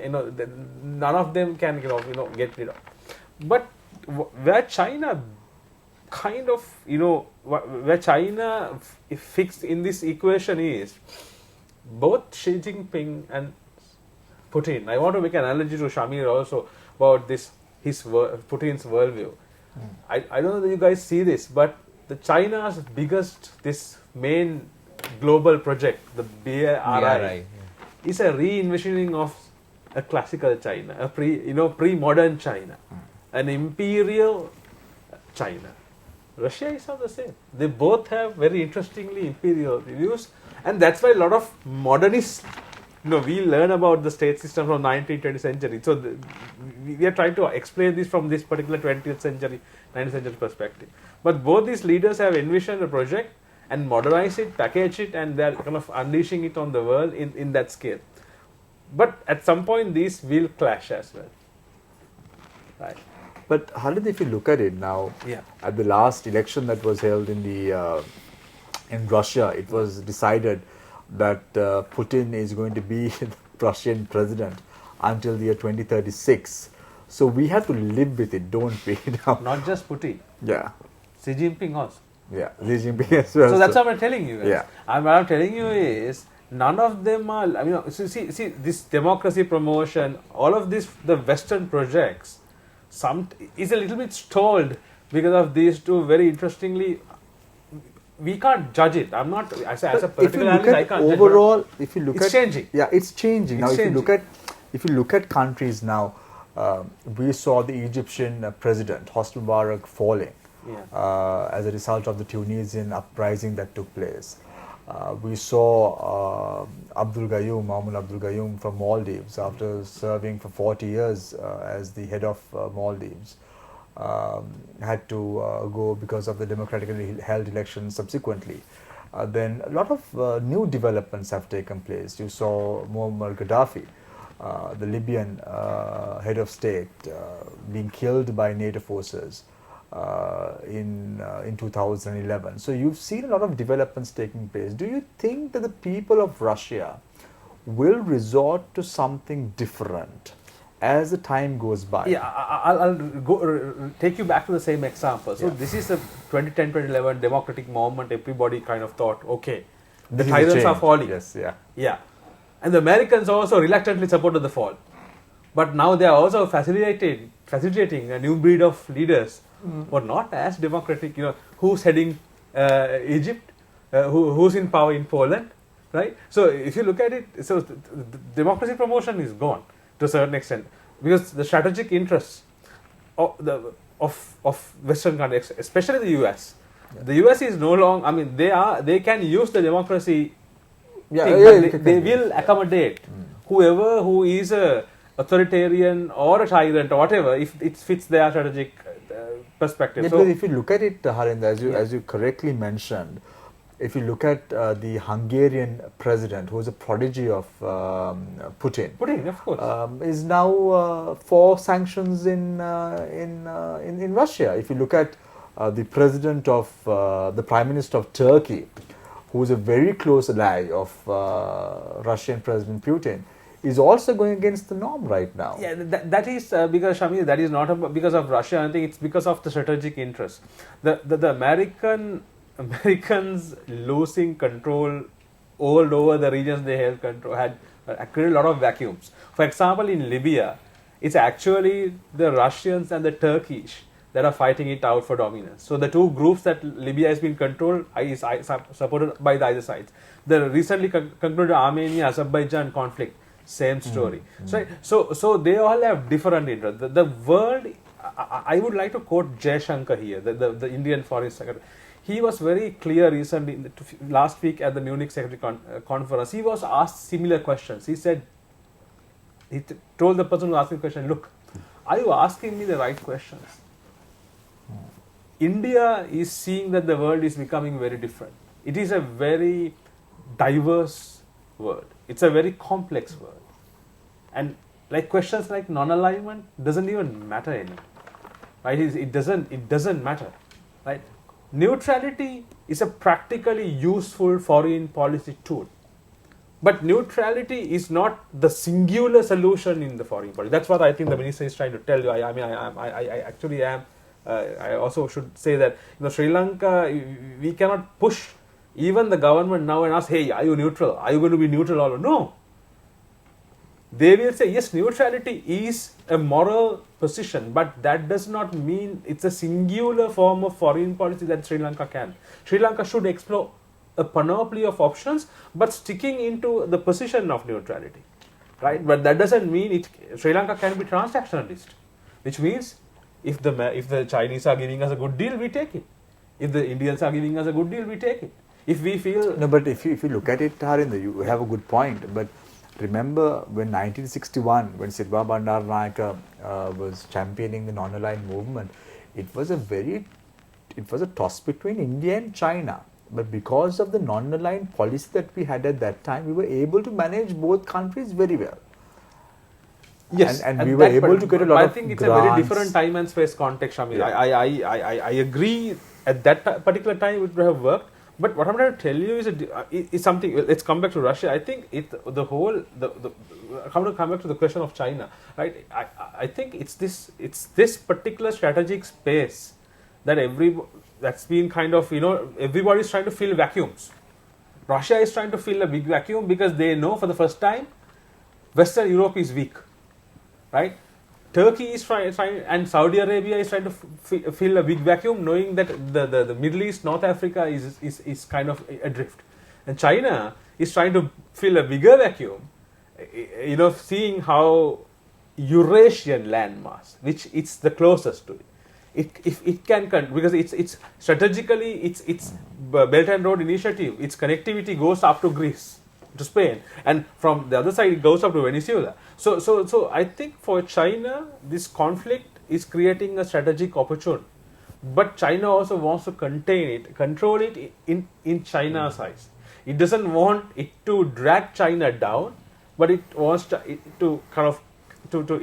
prefers Russians putting an amount of pressure on the West as well as the Americans, and that probably will so be Tarifa, what Harind is mentioning about China's intervention in this whole process and trying to bask in the opportunities that are available to them.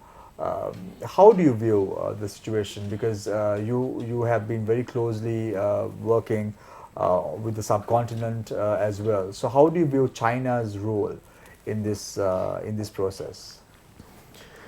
Well, I think it's the root of the problem. It's a manifestation of the world order which has been put into place with the UN system during the last century, and then it's changing. It's changing with as the gentleman mentioned, that the moving from maybe a bipolar to like a unipolar to a multipolar world.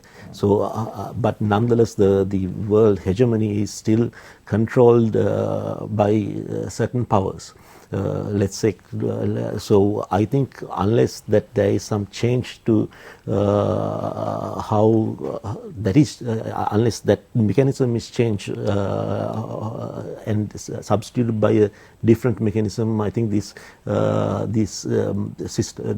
issues will be persistent. Is there justification in, let's say, some countries being given a seat in the if you take India for example, which basically produces about 5.5% of the world's economic output and has substantial population, but let's say if you look at compared to let's say France or England, United Kingdom, which has seats in the UN Security Council. So there is an imbalance, and then due to this imbalance, I would think there will be more unilateral action taking place, and unless you sort that issue out first, and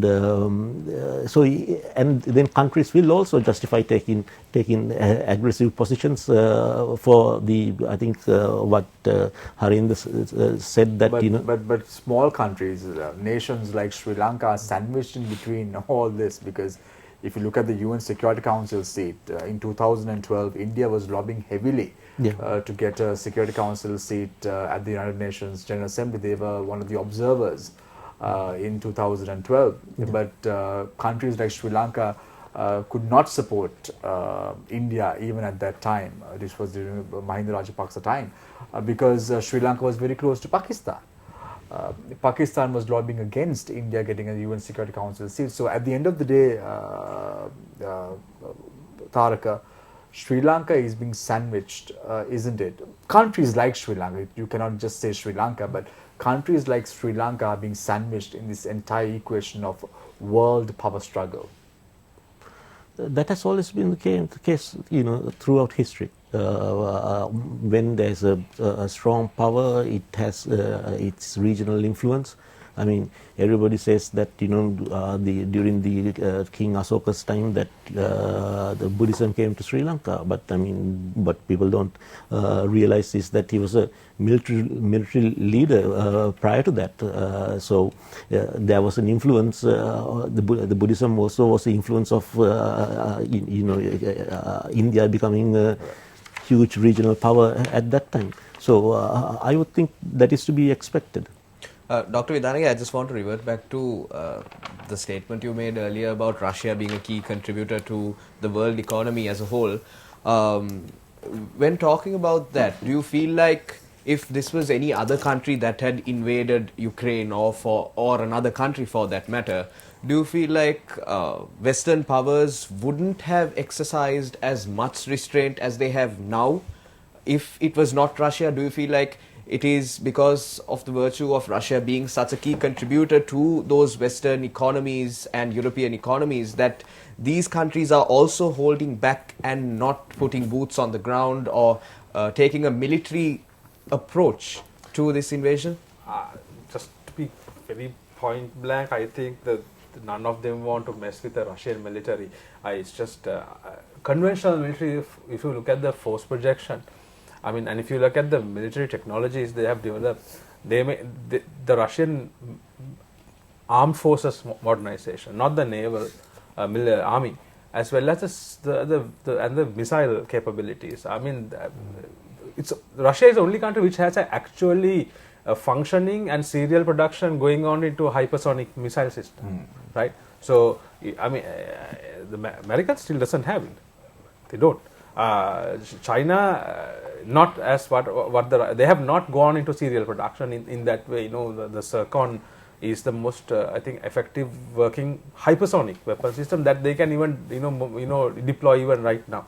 And Russia may have not even declared their nuclear warheads as well accurately, Harinder. Yeah, they have. And you don't need to go nuclear. What I'm going to say is the Russians, the heavy military hardware, the power, nobody can match it in the region. So I don't think anybody wants to start a war. I mean, of course, every country, I mean, every NATO country is quite capable, but I don't think, do you want to die for Ukraine? What does it give them? I mean, is there a strategic advantage of going to war against Russia? No. Of course, there's a moral cause, but there is no strategic reason for any European power to take on Russia, right? So they have been very careful in dealing with that. They have, of course, always used certain measures, but they haven't crossed certain lines. And to come back to Sri Lanka, I think there's just an anecdote. I just saw a tracker of protest against the war against Russia. Probably Sri Lanka is the only country which is having a little bit of a protest going. The funny thing is India is zero. And I thought, just to give you an anecdote, there's another Ukrainian connection. We talked about Ashoka here, King Ashoka and Buddhism. And of course, Sri Lanka's revival Buddhism, which came from Olcott and Blavatsky, the Theosophical movement. Blavatsky is Ukrainian. So she's a Ukraina. I don't think anybody in Sri Lanka is kind of aware of that. But the Theosophical movement was founded by her. Thanks to that, we have a form of Buddhist revival from our Sunday schools to Bhakti Gita to Vesak. That's all. In 1880 they both became Buddhist. They converted into Buddhist in Sri Lanka in 1880. So she's Ukraina, and she was born across that in that particular village which divides Ukraine east and west. And just an anecdote for a lot of people to know that if you think of those terms, of course there is certain now probably tomorrow I hope the Sinhala Buddhist radicals won't go and protest against the Russians, but it's just these are maybe having that historical connection. But if that happens, Harind, you are responsible. No, I thought I just bring it out because it's a very interesting thing that I kind of came across. And realized, wow, Madame Blavatsky Petronova is actually Ukrainian.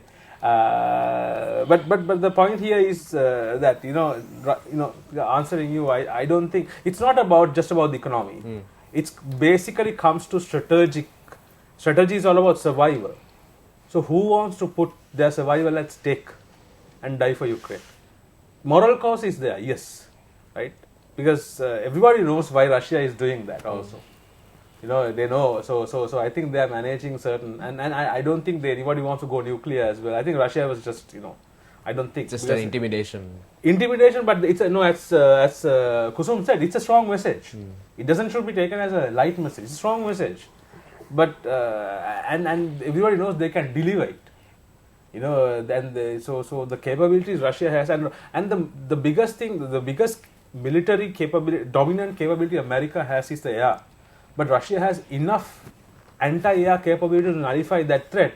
That is why in Syria the US did not succeed, and the US did not want to get into, because they put S-400s and anti-air solutions across Syria. It's a war that has already been capitalized and won by the Russians. Easily. And then the Russians went further ahead by privatizing the war, like the Americans did with Blackwater. They're putting Wagner in and using Russian privateers all over in North Africa, and so Russia has developed a massive military. That is why the Americans were so keen on trying to contain Russia by every means. So Ukraine, I think, unfortunately has fallen as this proxy. Certainly not by everybody's choice, but by kind of a fate, and that's why they are suffering this particular fate at this particular moment. That is why they have been armed. If you look at the way they have been armed, it's sad. That means everybody wants a protracted conflict there. They have been armed by weapons. But even if you look at the statement, Harinder, that was made by the president of Ukraine, when people were sympathizing with Ukraine about the Russian invasion, the Ukrainian president was very clear: we don't want you to sympathize with us, just provide us with weapons. Yeah. So they were ready to fight it to the end. The weapons, they will sustain the conflict. Yeah. So I don't know whether the Ukrainian president want to sustain the conflict if you are a leader, this is a choice you have to make, As a leader, when you are facing this kind of onslaught, are you going to fight it? That's the heroic, but heroism is not going to save your nation. So that's a choice also you have to make. So, no, but he was very steadfast in his approach. Yes. So does that mean he's serving the strategic the interest of his public, or is he serving another interest of another external power? That also you have to think of. Maybe, but that has always been the case with Ukraine, right? So because you mentioned only between the period of 2005 2010. Yeah. That has always been the case with Ukraine. Yeah. So it's a bit of a unfortunate and a sad case. If it happens like this, if it unfolds like this. Even one of the Ukrainian presidents, Harindra, I don't know whether you are aware, but was given asylum in Russia after his term ended. So that goes on to show how the Ukrainian political hierarchy has always been with the Russians right throughout. And it also shows a success story of how Russia has managed to do foreign policy using ways of infiltration. Even now there is this story that even many European countries, why this problem of sanctions, why they can't put sanctions, is in every European political center, certain elites, the Russians have managed to convince that. Chelsea is owned by a Russian billionaire. Yeah, and some of them sit on these big boards of Rostov and all these things, big oil companies. Yeah, now it's the same like Americans offering top jobs to all the 4-star generals in the private sector. But the Russians are doing it in a more statecraft. Yeah, it was stated that the Russian billionaire who owns Chelsea was at the negotiation table with the Russians and the Ukrainians at the Belarus border as well. So that shows how powerful the Russians have spread their wings globally to instill their might in the political hierarchy Russians across the world. And global oligarch power. I think most of London is owned by the discussion oligarchs. We can go on and on this discussion, but we need to go for a short commercial break. But before I go for a break, I just want to clear the air between Tharaka and I, just to make sure, Tharaka, you are the State Minister of Regional Cooperation, but you've attended many events on the 21st of September 2021. You were in Ukraine, and that was one of the intentions for us to bring you to the show today, because you will be able to enlighten the viewers as to what steps need to be taken, because you were with a high-powered delegation to promote Sri Lankan tourism in Ukraine at a time that COVID-19 struck. So there is no There's no. We salute you for coming, because getting a government minister to come on a show these days is very difficult. So we salute you for coming on the show, and I hope and pray that you would do so in the future as well. There was no bad intention. It was just to make sure that the exporter in Sri Lanka, because I also come from an export background, one of our containers are already in Ukraine at the moment as we speak. So what is the solution that exporters have as a resolve from the government? And that was the only intention, Taraka. So I just hope there is no bad air as we close the show after the short commercial break. Stay connected, stay with Face the Nation. We will be right back. And we are in discussion with Taraka, Harinder, Hasit and Kusum on the Ukrainian crisis and its impact on Sri Lanka and the region. Stay connected, stay with Face the Nation. We will be right back.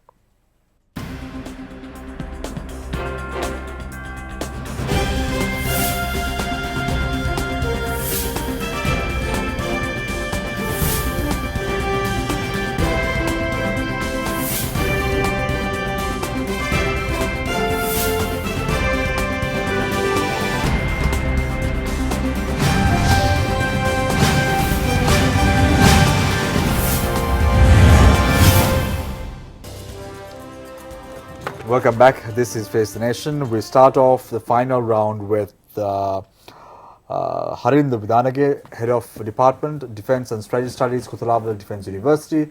Dr. Harinder, your final remarks.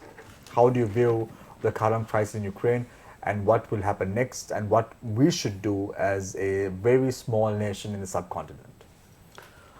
I think it all depends. Of course, it's very clear that the Russians will, whatever the outcome, whether the Russians are forced to do a tactical withdrawal from certain battle zones, I don't see a full-scale Russian withdrawal.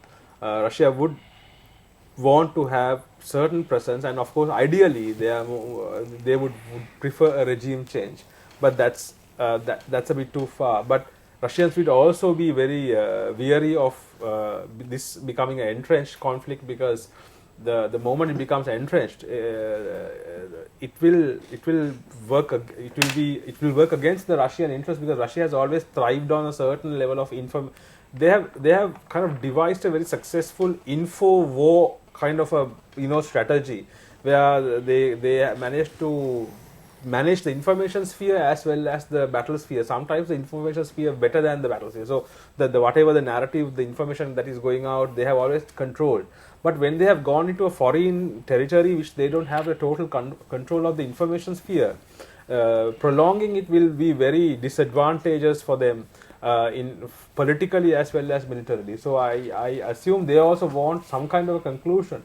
And if they fail, they are not going to succeed. They might still definitely make sure that three things would not be achieved. There will definitely no NATO membership for Ukraine, no membership in EU, and also dismantling as much as possible critical military infrastructure that they would see as challenging. That means they would probably disable most of the air defense capabilities of the Ukrainian forces, as well as any long range capabilities. That means heavy artillery and stuff like that. So they would definitely do those three things before they do anything. I would foresee that happening. Sri Lanka, I think the biggest challenge is what I said before: food security and energy security. Both are indirect consequences of the conflict. So I always bring this analogy. Bangladesh depends 30% on the wheat that they get from Ukraine, right?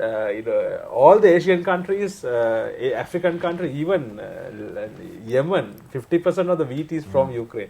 So there is going to be a significant food security crisis if this drags beyond 4 months, because the next cycle of harvesting in Ukraine is in 4 months exactly. So if this is not resolved within that particular window, food prices would go unprecedented. So and a time when Sri Lanka is struggling to secure certain things like wheat, which we import, and of course the energy supply. There is not. Everybody is aware of that. So Sri Lanka, the two direct consequences that Sri Lanka would face is the energy and the food security sector. So that is a security crisis still. but that will, and that will aggravate. I mean, that will have a negative impact on the government again. It will become a political problem. Already, the government is under serious pressure. So it will be a problem of governance as well. So that is my kind of view. I mean, it's not a prediction, but how things are panning out. That's what I see. Because and not just Ukraine, Russia and Ukraine together are if you put it together, the largest supplier of wheat to the world. So wheat is something everybody. So that's and we are also very dependent on Russian imports. Yeah, very much so. Very much so. Even the lentils and all these things that are coming from Ukraine and Russia. So that's going to be a major challenge. So I think then what happens for Sri Lanka is we have to look at alternatives for food security, because I think we are already under stress on food security currently. So food supply shortages. So I think as a government, the government will have to look at certain alternatives. Look, at least 4 to 6 months ahead, they have to think of where are we going to source certain things, like so essentials. So I think that is a bigger problem than the diplomatic problem they are going to face. I don't think will be forced to take a side between Ukraine or Russia. I think that's not the bigger problem. The diplomatic, I think the more of these issues such as food security, energy security, these are bigger issues in the short run. Right. These are my kind of Tarak probably can, big observations. when you're winding up, Tarak, you can probably respond to what Harinder said about energy security as well as food security as well. But before that, let's move to Dr. Hasit Khanda Udeheva, Senior Lecturer, Department of International Relations, University of Colombo. So I agree with Dr. Harendra. Yes, the Russia will have, depend on the time frame. Russia's ability to win, the positive outcome will change. So during this short period, Russia has achieved a lot of things. One thing is preventing Ukraine joining from EU and NATO, and also some Ukraine align with the West most of time. But what I see is Russia will leave their footprint in Ukraine, not in the political sense. They will live in the economic sense. They will create economic dependency, Ukraine economic dependency towards Russia. That is the lifeline of the Ukrainian economy. So they will grab it and they will crush it and they will control it over the next 10 to 15 years. That is why the Putin want this war. That is another one reason. So they will do that, and also they might create some kind of cultural dependency or the political, most likely the political dependency toward the Russian decision makers. In the next time when the Ukraine take the decision, they will consult with the Russia, and also take the decision, and that kind of controlling what Russia is trying to achieve. Probably that Russia will achieve that is depend on the time frame. But let me go back to in the Sri Lankan context. Actually, right now, as Dr. Harendra said, we are facing a lot of food security issues and energy security issues. But not only that, we are facing the big problem, the tourism sector. After the post-COVID situation, under the normalization, we are getting a lot of tourists from Russia and Ukraine. Not only from the Russia and Ukraine, we are gaining most of the tourists coming from EU zone. If you look at the statistic of the last month, January 2022, we have 52,605 tourists came from EU zone. We are not losing only Russia or Ukraine, we are losing entire Europe. So we have to address this thing in order to manage our foreign currency issue.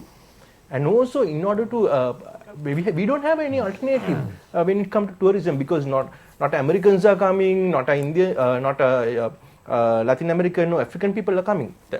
The Euro-Asian people and the Asian tourists are most frequently visiting Sri Lanka under the present condition. So government has to take some positive role to resolve this matter in order to resolve our own foreign currency crisis. That is my opinion. And the second thing is, I know that Sri Lanka is going to be the neutral in this issue. We may or may not take a position in the short to long term, but that might be changed with some of the scenarios. As a minister state, we are following the neutrality, and as Dr. Harendra said, we are taking whatever we want. I think that what Sri Lanka is doing is Sri Lanka is following the dynamic neutrality and grabbing whatever the opportunities we have and we match with our strategic and economic interests. And presently we will try to get much more benefit from the economic perspective because we are in the grip of the economic crisis. Right. So Sri Lanka will look this conflict, I mean hopefully the Colombo policymakers will look this conflict through the economics perspective rather than the political perspective and try to, in our perspective, it is better, sooner this conflict ends, is better for our economy, especially our regaining the tourism sectors and the food security, as Dr. Harinder said, and also the refugee crisis. As Minister said, we have 4,700 refugees in here. So we are spending on them. Even our own people have some kind of issues to manage the day-to-day life. So the public money spent on the refugees is a good thing, but in the long run, it is costly for us. Thank you very much. Thanks a lot, Dr. Hasit Khanda Udeheva, a senior lecturer, Department of International Relations, University of Colombo, and now moving attention to Kusum Vijaytilaka, Foreign Affairs Analyst. Thank you, Shami. Thanks for having me again. I agree with my colleagues on the effects on the Sri Lankan economy. I just want to give a few updates that I may have missed out. Currently, NATO has activated elements of, for the first time in NATO history, activated elements of a 40,000 strong troop special response force. Russian ally and its southern neighbor Kazakhstan has denied a Russian request for troops. Germany, who we mentioned have a interesting relationship with Russia, has sent almost 1,000 anti-tank weapons to Russia. We mentioned corporate America. The 4 major arms manufacturers in the United States, their stock prices have hit a 52-week high. That's Lockheed Martin, Northrop Grumman, Raytheon, and General Dynamics. I also want to just remind our audience, there was a policy that began under the Obama administration of providing aid to rebel militias in Ukraine. One of those is a battalion called the Azov Battalion, which is a neo-Nazi battalion.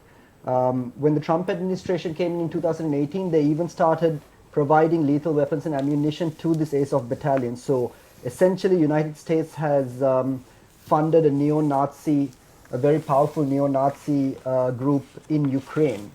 To give the audience some idea of just how much Western policy on Ukraine has changed, at the fall of the just before the fall of the Soviet Union, President George Bush Sr., in one of his last speeches, which is actually in Kiev in Ukraine, he advised the Ukrainians and to join President Gorbachev's voluntary federation, and actually warned against what he called Ukrainian suicidal nationalism.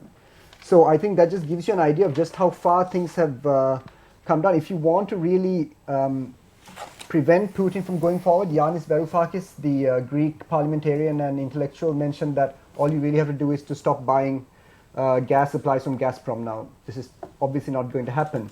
But I think we would be remiss if we don't mention the Minsk agreements of 2014 and 2015. Those agreements provide, I think, even though Putin has mentioned that these agreements are dead, I think the Minsk agreement virtually gives a framework for reducing hostilities. So it's a decentralization of power and recognition of Luhansk and the other territorial area. There's a disarmament of armed groups, the ceasefire. So there is a framework under which we can find peace in this region, but it all depends on whether the United States moves and actually gets involved. And I think that's what the world's waiting to see. Yeah, so Kusum, I recollect following the Minsk agreement that was signed between the 3 parties, that is Belarus, Russia, and Ukraine. All three countries unite in one location every year to celebrate. Whether or not that's going to happen this year is a very big question mark. Yes. We now move our attention to Tharaka Balasuriya, State Minister of Regional Cooperation.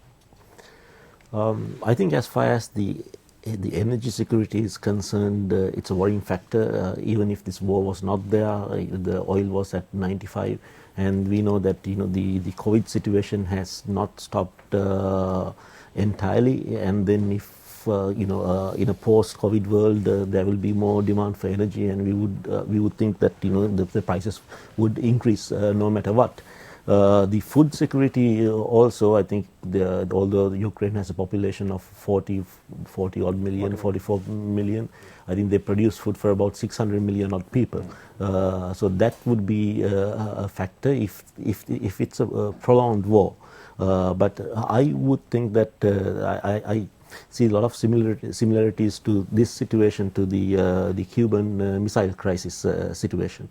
And I would think the saner minds will prevail. I think once the security of Russia can be assured, I would think that we will see end to hostilities and end to this war. What do you think should be the way forward, Taraka, in terms of Sri Lankan foreign policy on matters like this in the future? I think we shouldn't have a predetermined view of, we should follow a neutral policy, but we shouldn't have a predetermined view of saying that we are going to take a moral stand on that or on this situation, because these are very complex situations. And if we have to take a moral stand on such a situation as the Ukraine issue, then we need to take a moral stand on a situation such as the Iraqi issue or the Afghanistan issue or Libyan issue or another issue. So at that juncture, we need to evaluate what's in the best interest of us, and both economically and politically, and thereby take a decision which is desirable to us. Thank you very much, Tarak Balsurya. Thank you very much, Dr. Hasit Kandu Deheva, for joining us this evening on Face the Nation for the very first time. I hope you enjoyed the show as much as we did. Dr. Harinda Vidanage, the very vocal head of Department of Defence and Strategic Studies, Kotalaval Defence University. The very obliging Tarak Balsurya for coming on Face the Nation, State Minister of Regional Cooperation, as well as the dynamic Kusum Vijayathilaka for joining us this evening on the show as a Foreign Affairs Analyst. Thank you very much, Jayamal. Thank you very much, Shehan, for putting us a good panel, as always, on Face the Nation. So kudos to you. I leave you tonight with a quote, as I always do. If wars can be started with lies, did you know that wars could also be ended with the truth? Take care and good night.